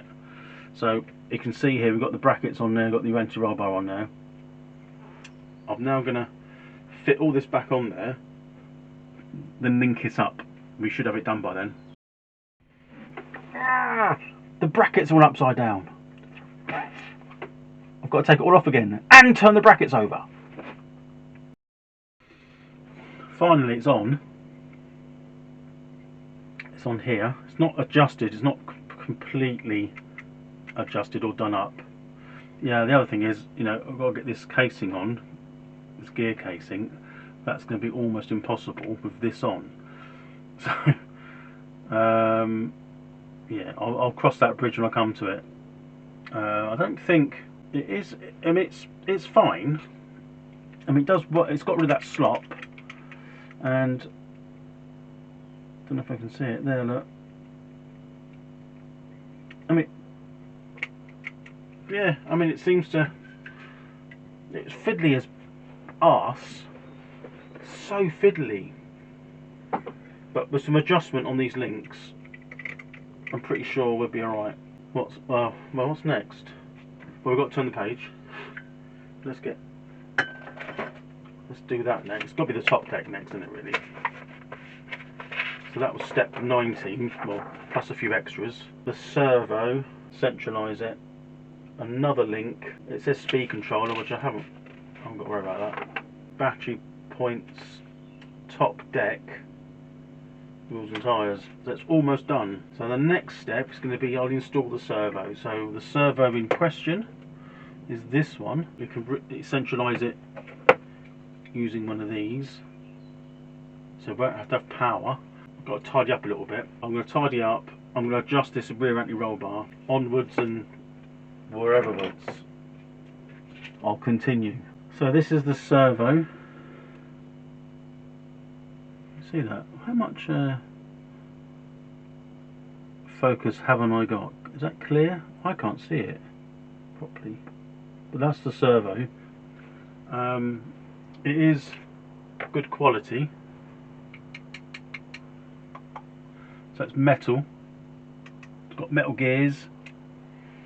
8.4 volt. I'm hoping it'll work. Didn't really think of that. But we're going to put that in with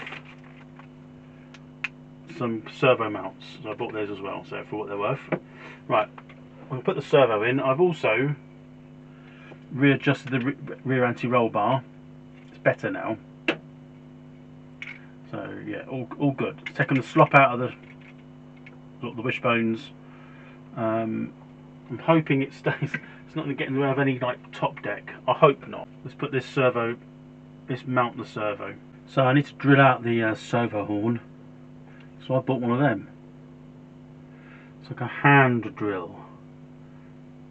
and it's just enough, and it goes through.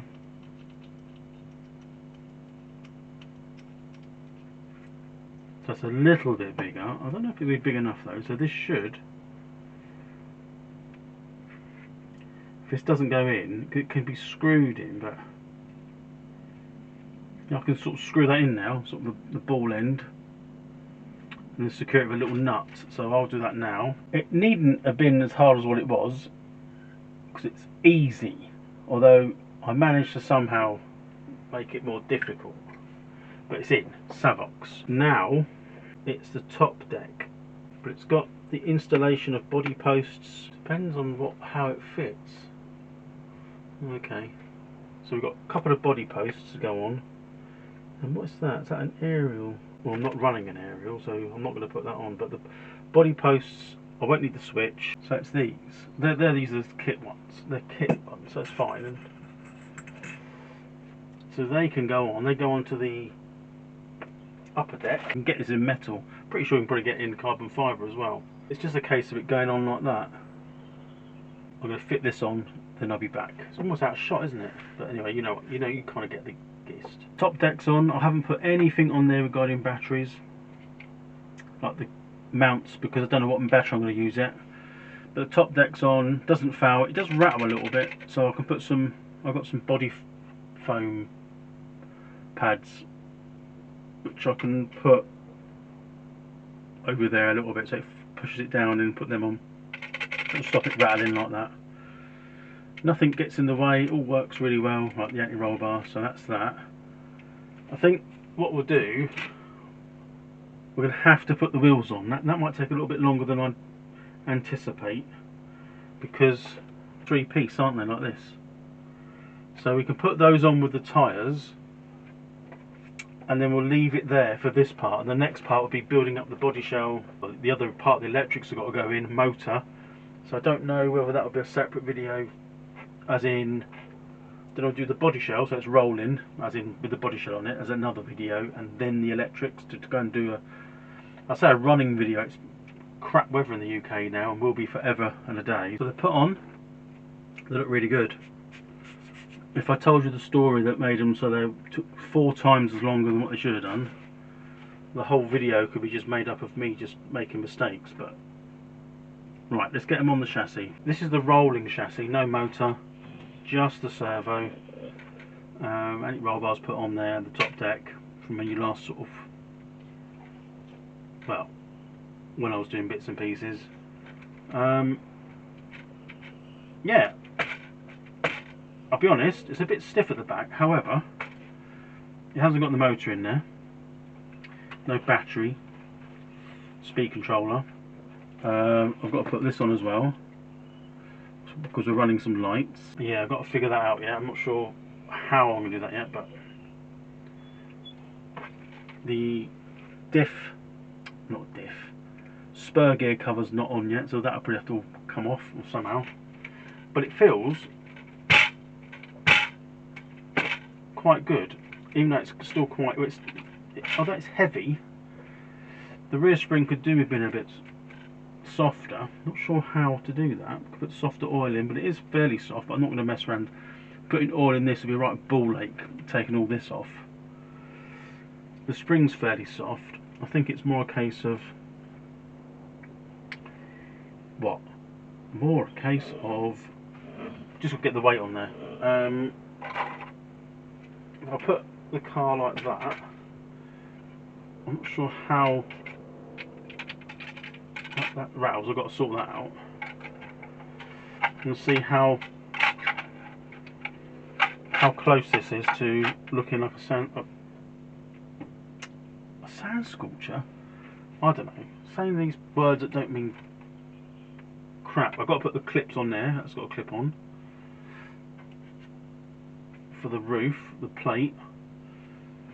It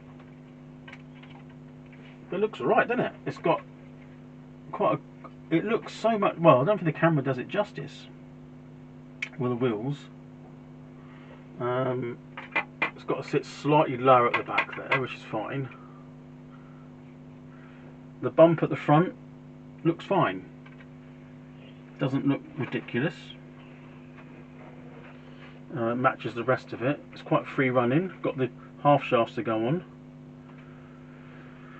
So I think what I'll do in the next video, we'll start putting the rest of it together. Now whether it will have a motor by then, I don't know. What do you think? It looks right, doesn't it? There's a bit of play in there. That's, like I say, in real life, looking in front of me, it looks amazing. And hopefully the camera will pick up on that. The suspension feels fine. The front feels quite good. If I drop that, there is no weight in it really. The back will definitely go down more when I've got a motor in it. And it is a classic Tamiya off-road buggy from back in the day. Excellent. Nice free running gearbox. The diff's fine. Didn't want it too loose. Obviously we've got to do the dry shafts, so it won't come off again, and various bits and pieces for the shell, driver figure, electronics. So I think the next video you'll see perhaps more of a completion, body shell, stickers,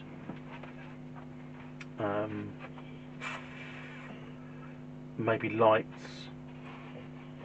I don't know if I get a motor in time yet, and a speed controller, because I don't know yet. If I do, then I do. It is a rolling chassis pretty much, and I've got some other bits here which I alluded to in the videos. So these are the rubber boots I got. I've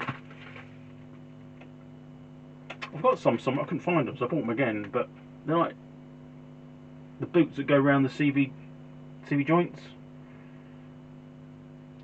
I don't know how that's going to work. Probably more hassle than it's worth, if I'm honest. And then I've got the actual CV constant velocity. It's got CVAs. What's that stand for? Constant velocity axle, I guess. But they're from the RC channel. I couldn't remember what that was earlier. That's that. A couple of things in here. That's finished with.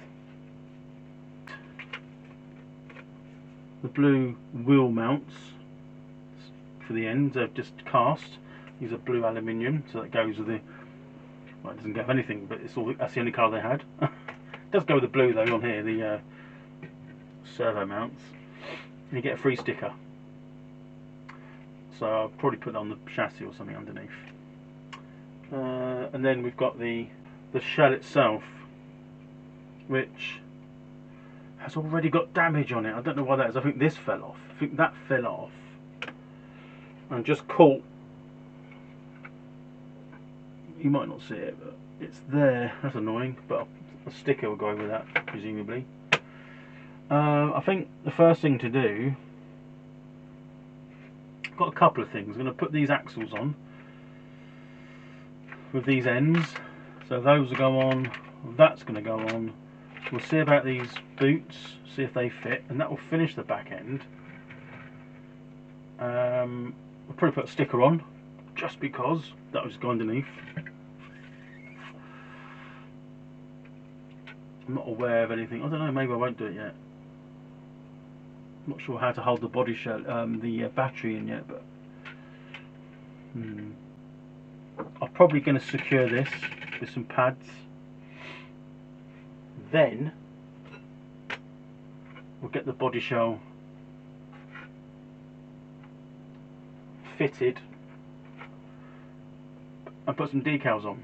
I still haven't done the cover here yet at the back because I haven't got a motor yet.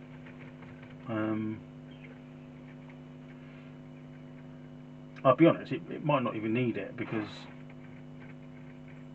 I'm not going to go through mud and water with it. What are you doing? Okay, I'm going to put these on now, so if I get into any issues with them I'll let you know. I'll show you when I've done one. I'll do one half and then I'll do the other half. Well, you seem to have, I don't know, maybe they've sent me the wrong ones, but I've opened them now, so I don't know. But they don't fit. I put a rubber boot on there.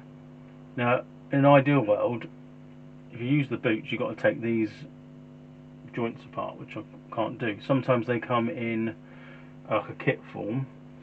These ones don't.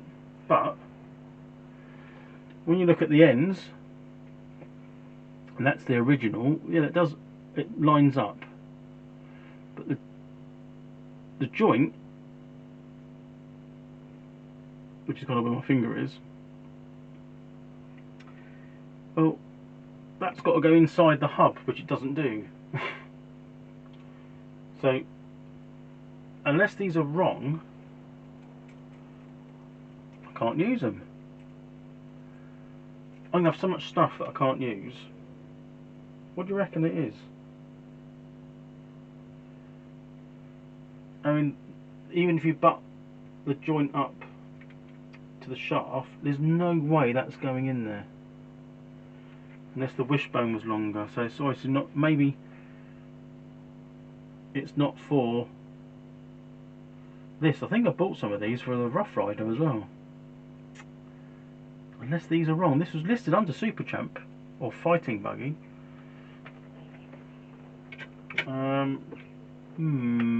Okay, back to the drawing board, back in the box.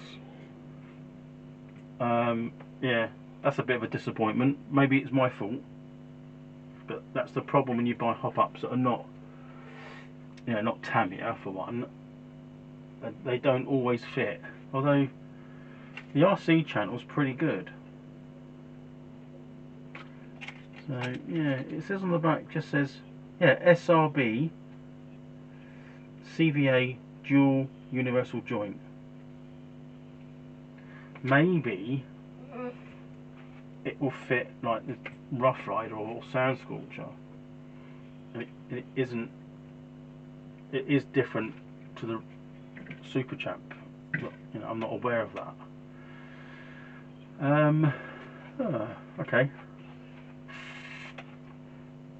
I mean, I'll have to have a look. There might be some others I can buy, but I'm gonna have to put the standard stuff back on for now. I mean, at least I can use them. I hope. Yeah. Okay. Let me rectify, or basically put it all back together. Yeah. So that's actually what should have been an easy fix. Turned out it is an easy fix, but not with the bits I wanted to use. So we've still got I don't know. Who knows? They can't be used on the Super Champ unless I bought the wrong ones or was supplied the wrong ones. But I've got the blue hubs on. I'm going to put some. I don't know, some pads. Better off to go underneath. I've got some body pads, post pads, just there. So that's what I'll do. I could put washers on there, I suppose. I've got a small washer that would work. Just to get rid of that bit rattly in it. Right, I'm going to do that. Okay. Right, let's get that sorted. Finally, something that's worked. So, put some pads underneath here, and a couple of washers underneath the front. The pads I used were these, like that. Wasn't that thick though. So I just cut that in half. It's got a hole in it, so a body post, which I'm going to use anyway for the body, possibly. And so it doesn't rattle now. Last time we did that, it all rattled. So it's, yeah, nicely done. Something that actually works. Right, I'm going to adjust the anti-roll bar because it's not quite central. You can see that by the back. Those links, you might be able to see them. Hopefully they're at the front here, bear in mind. See that one there is like that. And that one's like that. So I'm just going to adjust that.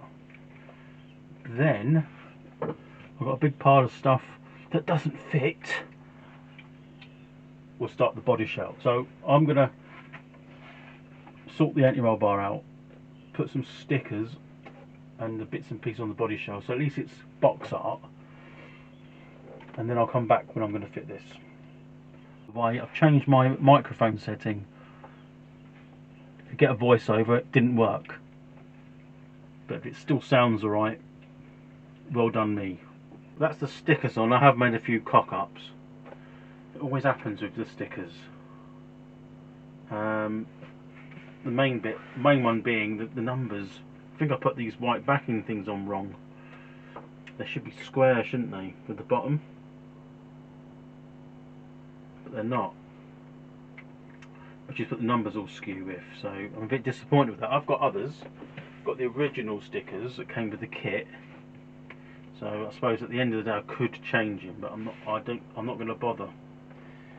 Really. I've just got to put the body clips on, but I've mounted the body on now so that it's on. Driver figure to paint, and these lights to fit on for the front here, so they've got to be wired in. A few things, you know, disappointed with the UJs. I don't know. Maybe I've overlooked something on there. But it is all. What do you think? I mean, it's kind of in shot. If I zoomed in a bit, let's see.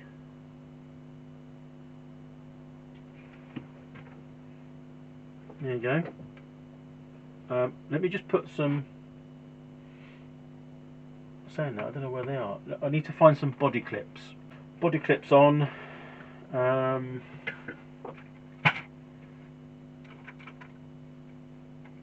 What do you think of the colour? I mean, trying to get it so it sort of looks like a good picture, but because it's that funny angle, isn't it? But yeah, I mean, it is good. I mean, it's for an SRB, awesome. I think that might be the thumbnail. But give me your thoughts on what it looks like with this blue. It's not the original blue, is it? But it is re-release or reproduction stickers. God, I'm never any good at stickers. For once I wasn't bad with the painting, but it's the, I don't know, what is it? Why can't I do it? And I am taking my time. But there you go. Yeah, lights, that'll be next. And man. And then the electrics. I'll catch up you in a bit. Right, here we are. Well, it's just as the video goes on, but for me, it's been loads of days since I've been in the shed. Just been too busy. So I've got a couple of days where I can sort of do some bits and pieces, and I'm back on the or for you, I'm still on the Super Champ. I haven't really done anything. Like, you know, the break between when I last did the video in this, it's been like massive. But to you, it's just like I'm just doing the lights now. So we're going to put these on now. Looking at this, it's not quite that straightforward. It's right putting the lights on there, but they're going to need a secondary hole, I think, to bring the cable, the light lead, to get that. Why is it so bright in here? It's super bright. It's brighter than it's ever been. Yeah, I've got to figure a way out of getting the lead up near where this fits. So, and I've got to figure out where to put. I think I can put that there, or maybe I could fit it to the actual underside of the shell here. I don't know. Removing the shell, I don't want all the wires all dangling in there and getting in the way. So I'm gonna figure out my wonky numbers. That's annoyed me, that. Anyway. Yeah, let me figure something out. Right. Left, fucking right. Right, they're on. They're not plugged in because what's the reason? Any excuses? No excuses. I just haven't got receiver all linked up, power. But it's on. I can show you a bit close up. So they're on. They got the wires in there. The control box is in there. I've got loads of stuff left over which I'll probably need, and then these little light kits, which they're not from the kit, they came just separate, because you get these little covers which come with the kit, but it's the KCs on the ones in the kit.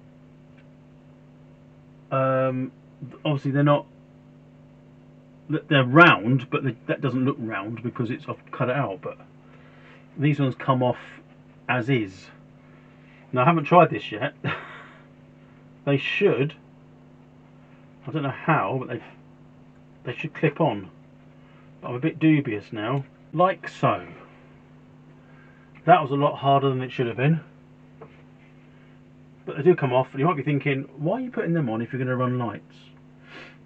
Just because I can, is the answer. There we go. So it doesn't look a lot different to what the kit one would have done. It's got extra lights on the front here, but I can't put them on because I've put that crash bumper on there. So there's still quite a lot to do, but like I said, I'm going to end the video here for this episode. So many people do videos and they get them all done and they rush through them. I mean, some people are really good at it. In fact, lots of people are very good at it. I just don't have the time to spend fully doing the video and then getting it complete. I mean, I haven't even got a motor yet, or an ESC, so I mean, I've got all this other stuff here just out of shot, which you can probably just see. Some clips, some bits and pieces. It is a bit fiddly when you've got to run like what is effectively a splitter, like that, and you don't run like Tamiya plugs, because I run Deans, appropriately named. But yeah, what do you think? Worth it? Not worth it? Does it look good? I've got some bits here. In fact, I've got most of the things I need. But I thought I'd show you something I'm going to do. So I mentioned perhaps in the last video that you can, if you know what you're doing, I'm not sure if I do, you can fit what am I trying to say, a slipper cut clutch to this. But it's not a case of just bolting it on. You need to modify it, and I've looked into that, and here it is. Well, some instructions. They're not as bad as what that seems. There's more pictures. It's actually just a A4 bit of paper putting a slipper clutch into the SRB chassis. Now, to do this, I'm not going to do it in this video. I'm going to do another video on it. First off, I did buy a couple of things in here which I'll show you. So you've got an actual, I only wanted the shaft, if you can see that. Why is it so bright? Another sort of a gear selection for the inside of the gearbox, but I only wanted the main centre shaft, what's that called, a lay shaft? I don't know. And a specifically measured brass tubing which you need to cut.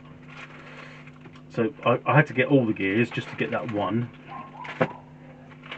I've got a hardened pinion which I'm going to need anyway, but it is a specific size, not the one that's in the kit, which is, what is that?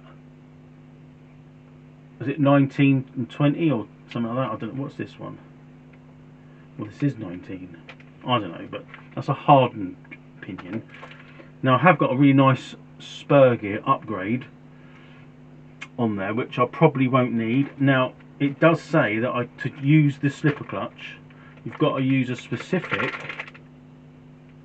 spur gear. And I don't know whether the spur gear in the slipper clutch set there is what I need, but I was told I needed a different size, so I've got that here. It is for a DT02,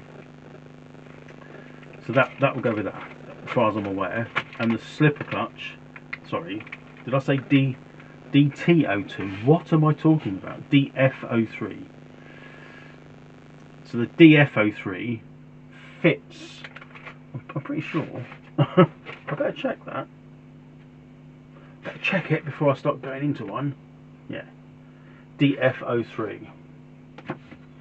So this slipper clutch, which isn't for the SRB, with a bit of modification, will fit, I'm led to believe. It looks fairly straightforward, but there's different ways you can do it. But that won't be yet. That is going to be definitely in a separate video. So we've got those bits there and that. So that will go there. So the main purpose of this part of the video is, so I've got some battery straps, because I believe, because it uses that weird LIFE, is it? LIFE racing pack. I didn't put the, I'm not sure if I put the, did I put them in? I can't remember, it's been a while. No, I didn't.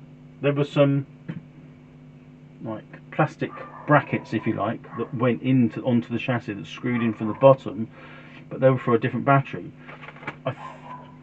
My understanding is there is some strap holes there. Now, will they fit is the next thing.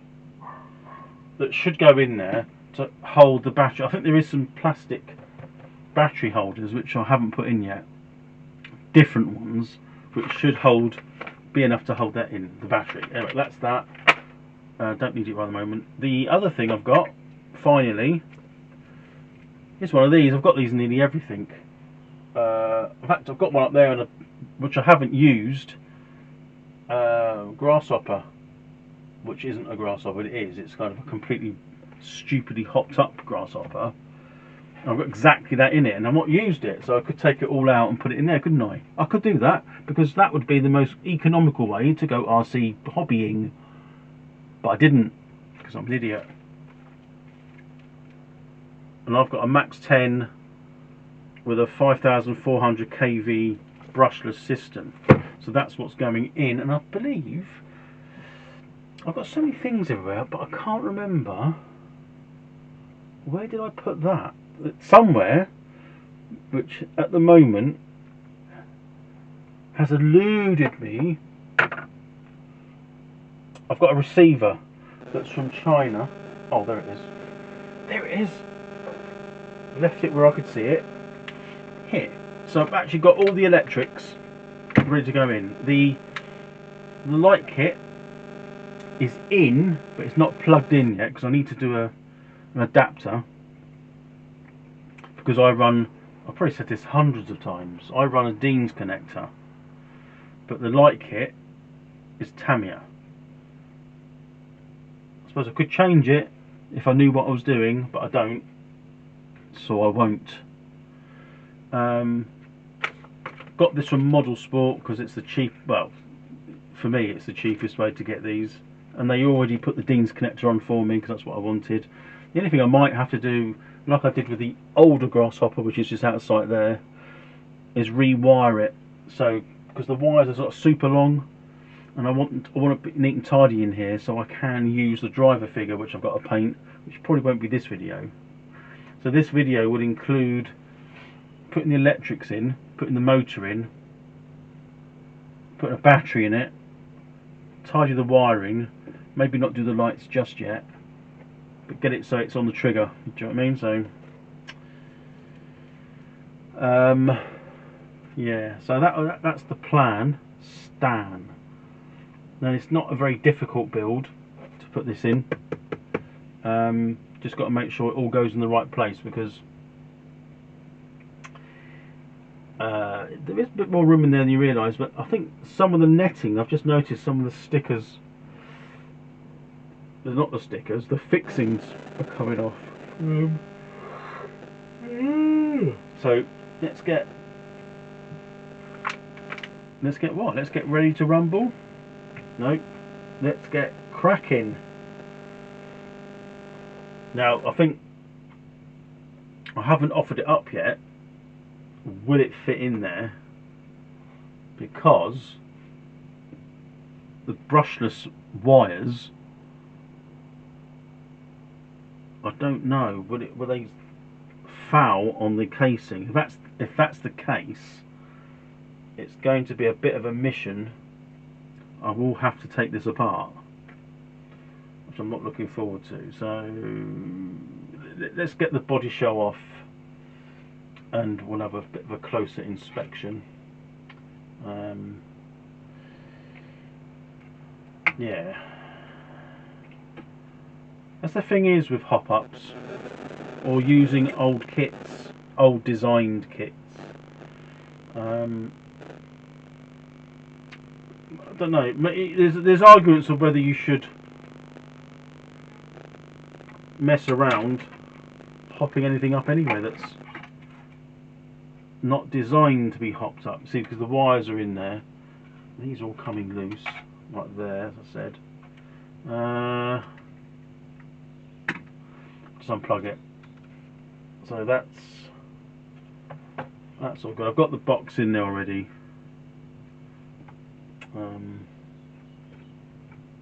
There's not a lot of room. That's the thing is with this. There's not huge amounts of room to see whether or not the motor fits. Some people say it does. Others say it doesn't. I suppose there's only one way to find out. Fight!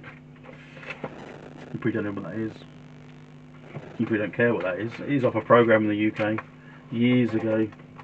I've got loads of these everywhere. Last time I did one of these, it just wouldn't. What's the word I'm looking? Calibrate. I had such a pain. So, I don't know. I almost gave up. You kind of did it, and then it wouldn't work, and then it really was a traumatic experience. And it definitely shouldn't be like that. That's why I go with hobby wing, because it's just freaking easy. It's easy until I get it.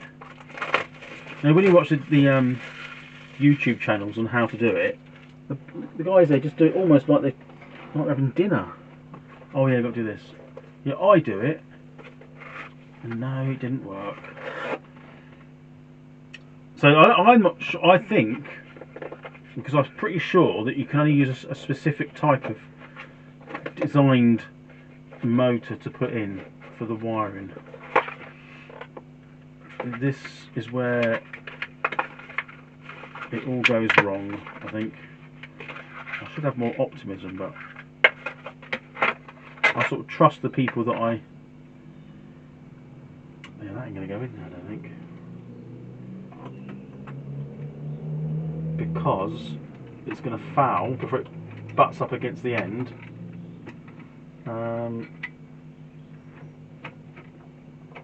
If it goes in at all, actually.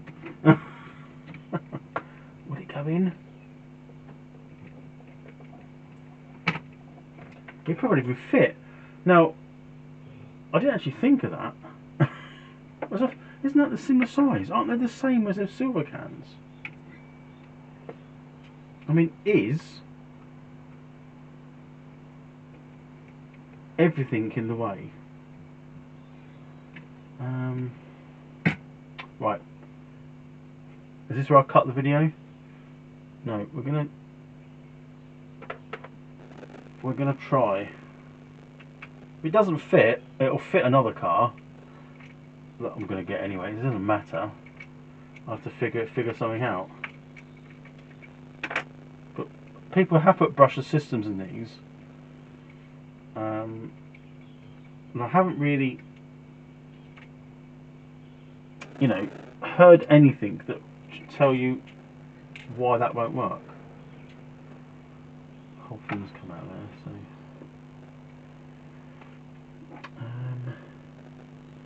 Yeah, I don't know. Maybe the actual. Can you see? No, you see my elbow.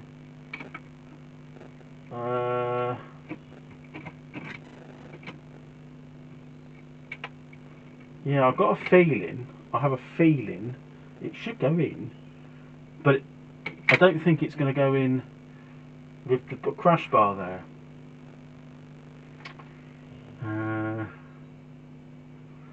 What to do? And that's undoing that will mean having to take the take the armature off. It's really complex. So I'm not sure that's going to fit. Is that going to fit? I've got a horrible feeling that I'm going to have to take this off. If I take that off, that will come off. So let me hang on. I might have to try and keep the video live, but I need to think. Hang on a minute. Whoa, hang on. Hang on. I didn't know that. No one told me. But that's the first time I've realised that the motor that wouldn't fit inside this SRB gearbox. Standard 540 size. I think it's like 38.9mm diameter. But the one I bought is slightly bigger. And I've used that on my other RC cars. But what I haven't realised is this, when you use them on other cars, for example, I don't know, the Beetle or the Hotshot or the TT02, there's no restriction on the diameter. Where on this, the gearbox is a snug fit. I never thought that. I just overlooked it. If you knew, well done you. I didn't. So let me show you what I had to buy. To this. Now, what can I say? I had to buy another. Well, I didn't have to buy a speed controller, but I did. But I didn't know that the silver can and this, no, the 540 silver can and like this, it's the same size. Whereas, I haven't got it here now, but the Easy Run, the diameter of the can is bigger. And when you've got such a restrictive opening like you have on the SRB, it just doesn't, it won't fit. And I never knew that. In all the years I've been involved in RC, I didn't know that the can be a different size. Don't quote me on it, like 39 or 38.9 millimeters or something round. So this should fit in here. So we'll open this out and give it a go, see if we can fit it in. Also, I've got these which I'll put on.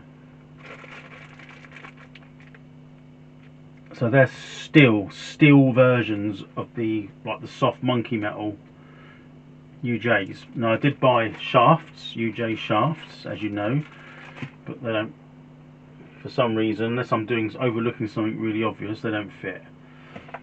Got an XR10 stock spec G2 speed controller. That will fit. That's only a little thing, to be honest.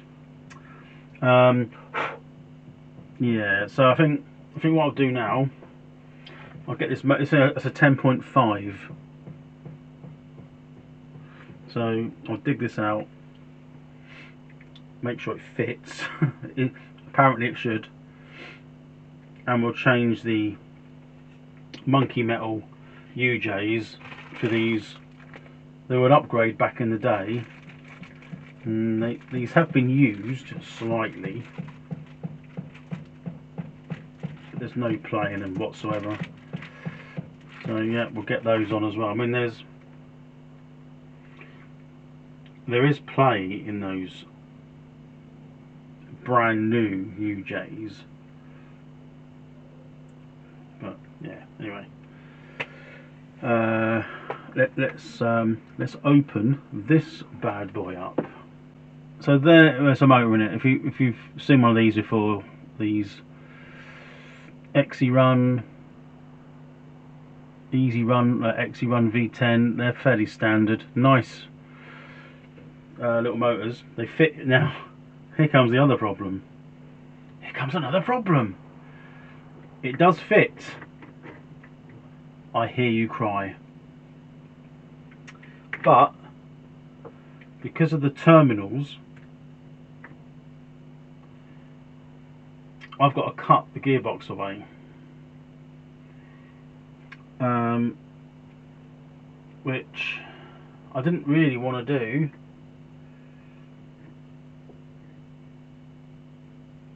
Because I've got to get the motor flush. I'm looking at it now.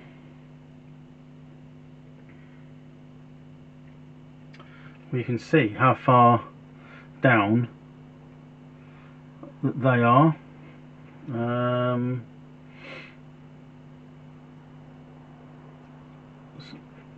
It's actually got to go in at least from the end there to the end bell here.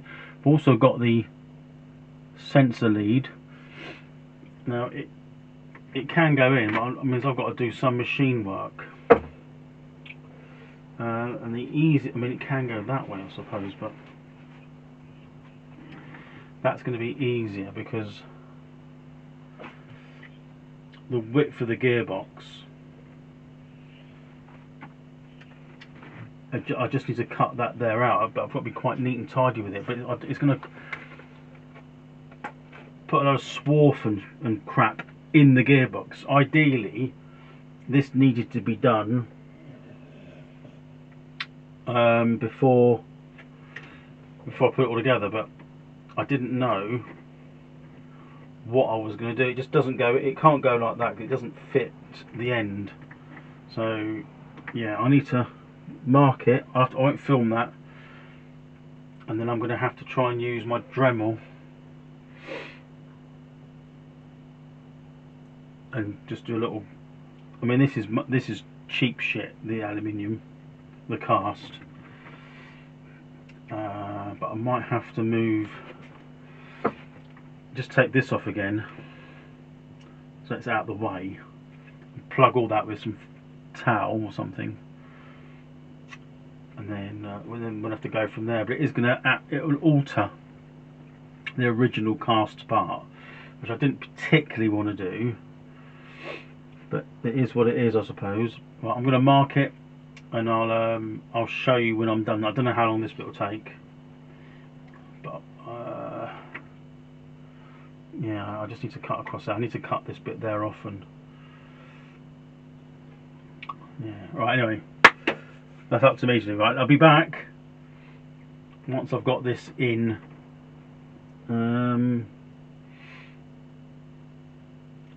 Also the outer, it's got like a casing, a plastic cover that goes on as well. That will need to be changed, not changed, but altered for the sensor lead. You know, I'm in two minds really. I could put a brushed motor in, but all this is set up now for brushless. So we'll carry on with that. I'll be back when I've done it. Right, that took way longer than it should have done. I don't know where to start really. So there is the motor in. I had to trim away quite a bit of the gearbox. It's not perfect, I'll explain that a bit later, but that's in.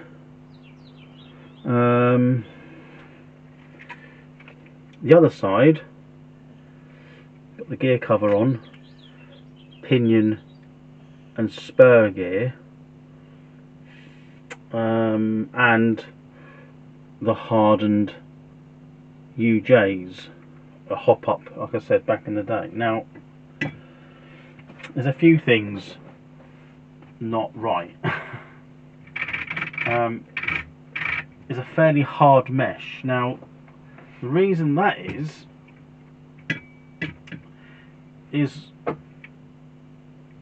I've got one mounting bolt through here for the motor, which matches up with the threaded parts on the motor can, if you like, on the end. I'm not sure that it sits right in the gearbox. The gearbox half of this end has two little, what looks like locating dowels for the, I mean, I've got it here from the silver can, and that would make sense. It's got like, well, you know, silver can's a silver can, but it is quite flush against the fitting, but I can't line up the second bolt that would normally, which I haven't got on there at the moment, would go in there. So I'm not, I mean, it's a 10.5 turn motor, so it's going to have some resistance.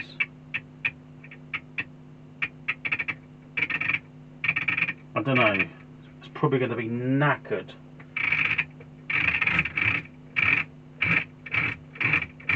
I don't know. This does fit quite nicely, and it leaves like an opening in the top where I've trimmed, might have trimmed a little bit too much off the gearbox, but can you see that? Can you see, well, if I move that out of the way, you can just see the where it is. There's got an opening. Now the thing is, these motors are designed for everything but going in this SRB chassis,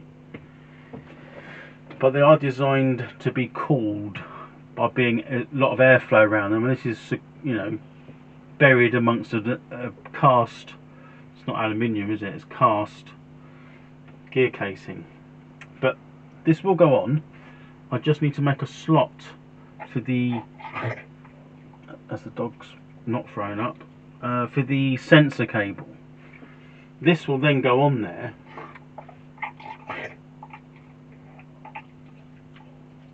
Wait.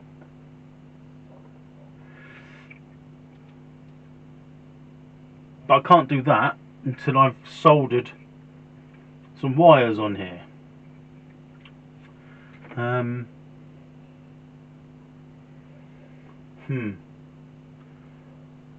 Even if they're just at any length for now.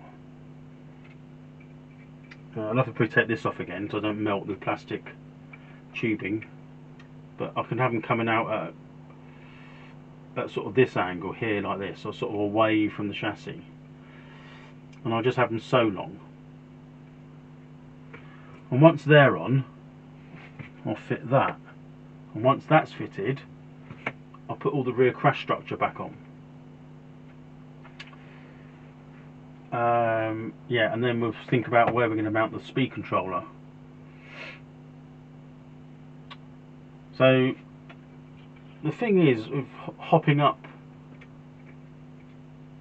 like I like hopping up Tamiya, it's never a sort of a cut the bag open, put it on, done. Usually that can happen, not this time. So there's probably a different, you know, just put a bloody Tamiya motor in there, it'd be quick enough. I know what you're saying. Any brush motor for that matter would have just gone straight in and probably not had any problems. Yeah, I'm still not convinced that I'm still a bit worried that I might have to take the gearbox apart again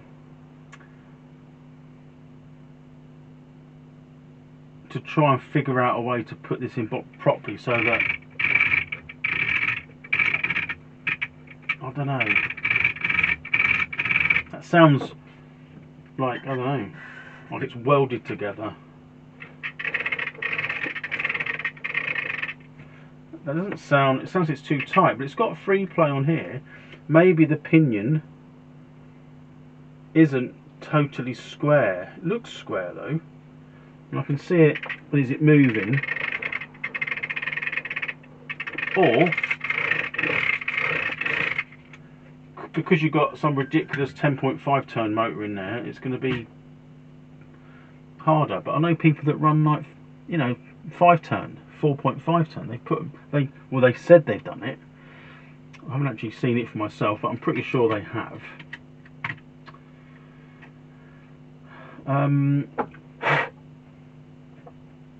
So that's really as far as I've got at the moment. So yeah, I apologise if the video is long. There's not much I can do at the moment because I'm sort of doing, you know, I've got to do the wiring, and then we can fit that cover on, and then the crush bar at the back, and then the anti-roll bar, and then, well, you know, that's going to bug me. It isn't going to spin really freely, is it? I mean, it's a 10. I've never had a 10.5. I mean, is it supposed to be like that? Like the magnets.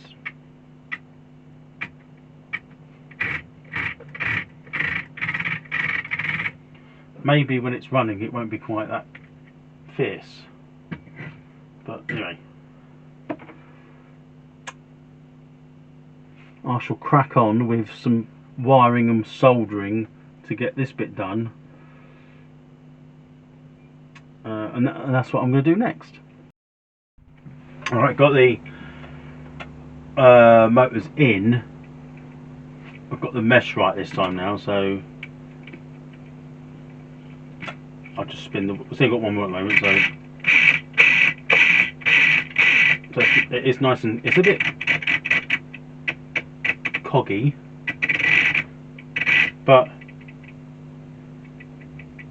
it feels alright. I've now got to make a little slot in this cover for the sensor lead. I didn't actually look to see if I had one. Yes, I have. So here's the sensor lead. Of course I've got one.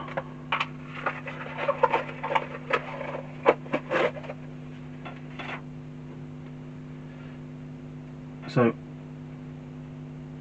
that I need to cut a really small hole in there so I can poke that in, and then and then we can move on to the speed controller. Or actually no, not the speed controller. We can solder. Once that's, I've got to solder the wires on here, which I think it won't be on the speed controller. I'll have to look. I think I've got some wiring somewhere. So it depends where I'm going to put the speed controller. Depends how long I'll need them, because this is going to determine where it goes. It'll be fine. So I'm going to take this off, cut a small hole, and I'll come and show you when I've done it. So I've just done a little hole in the top there. That should, well, not should, it was going to.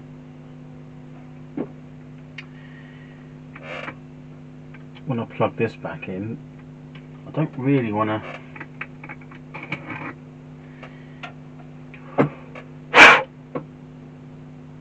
plug it in fully, but so it's pushed on very lightly.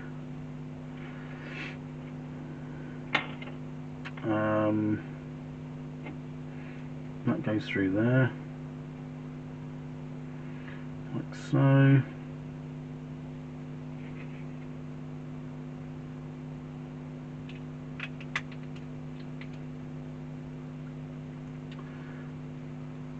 You kind of get the idea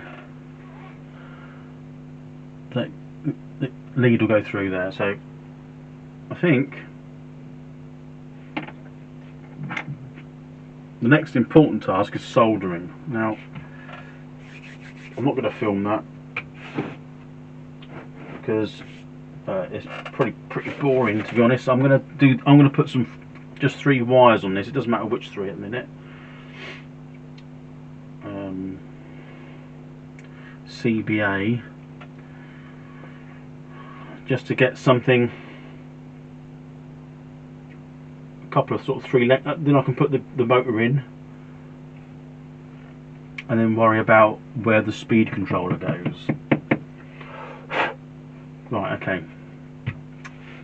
Let's let's make sure this all goes together nicely with the wiring.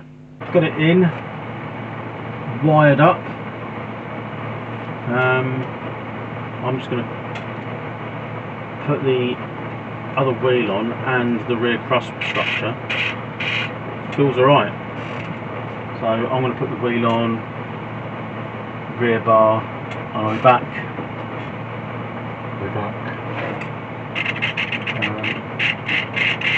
With almost rolling chassis, to be honest. Also got the receiver, but yeah, anyway, let's get the other bits all back on and finally get it back together.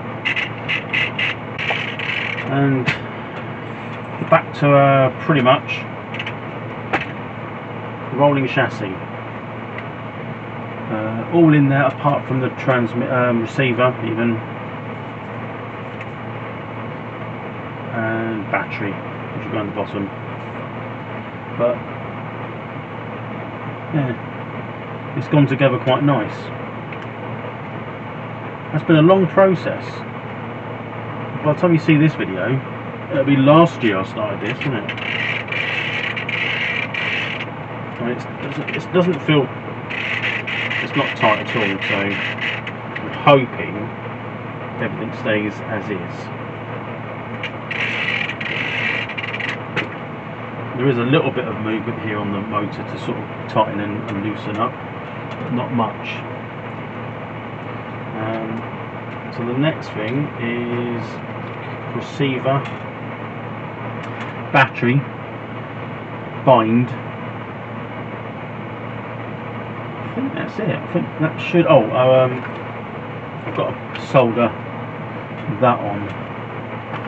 I haven't done the lights yet. I must admit, I've got to do something with that, but that'll be later on. All the weight's at the back, isn't it? So I'm going to have to put the battery, fit the battery as far forward as I can.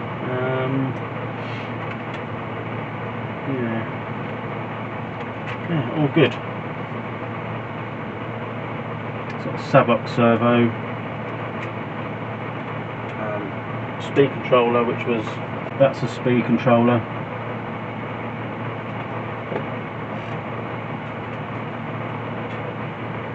And that, it's hot in here now, bloody hell. Electric motor. I keep forgetting that's on. But yeah, carbon fibre chassis, aluminium upgrades. It's taken a while to get there, but we're there. I still think that needs to be sorted out a little bit.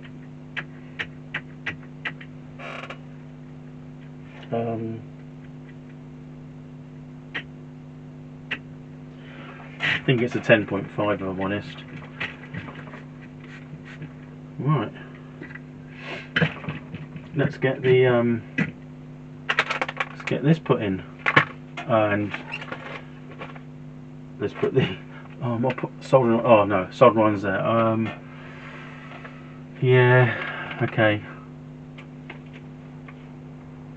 I'll get a battery out in a minute, make sure it fits, and then we can put that on, and then we're almost there.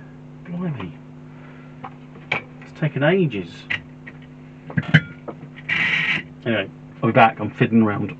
As I was saying, we're going to put this onto the speed controller, install that, and then get it so it's moving. I'm going to charge the battery up as well.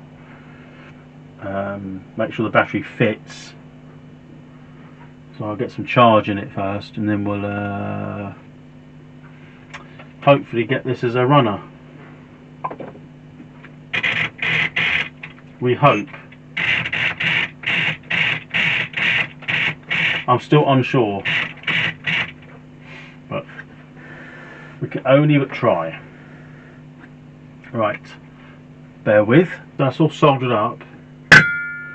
Oops. Like that. I'm just going to put the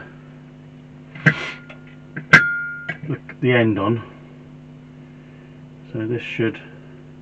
Ah. I've made a right Hoofenhafen. I didn't poke the wire through, look. And it's perfectly on there.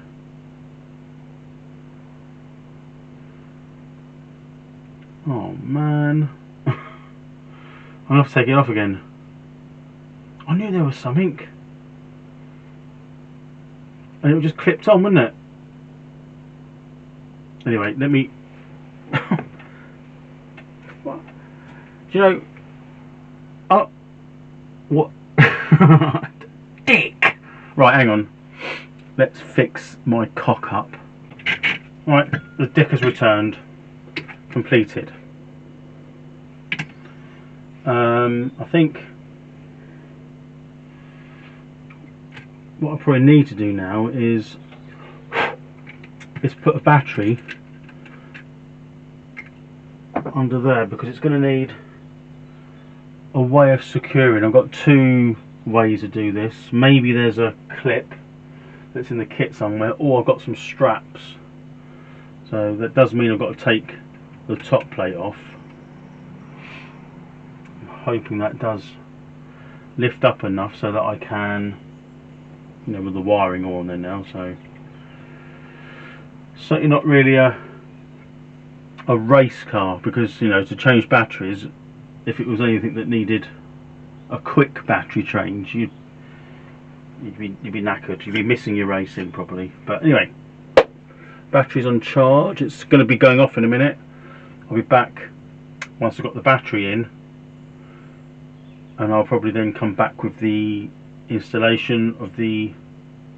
Well, actually, I might just come back when I've got it all together. Actually, make it... Shouldn't be a problem really now. When I've got all the receiver bound, positioned and plugged in, and then I'll be back. We're kind of done for this part.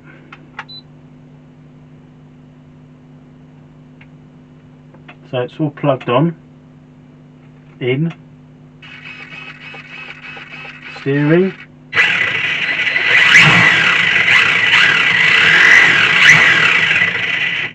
far too much power,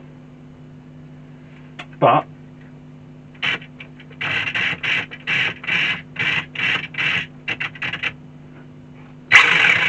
it's all good, isn't it? Right, so I think there's a few things I need to do. Driver figure, bit of wiring. I want to paint the lettering on the tyres, and there we have it. 99% complete.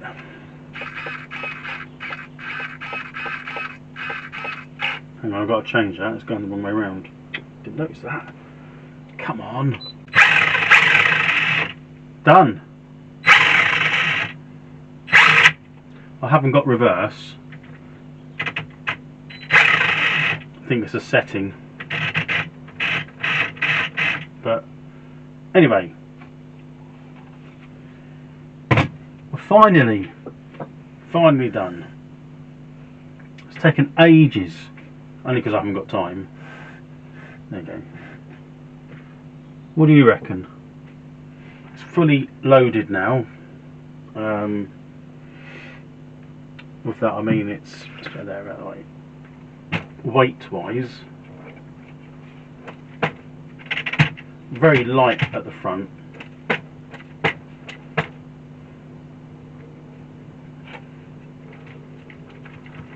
But it's,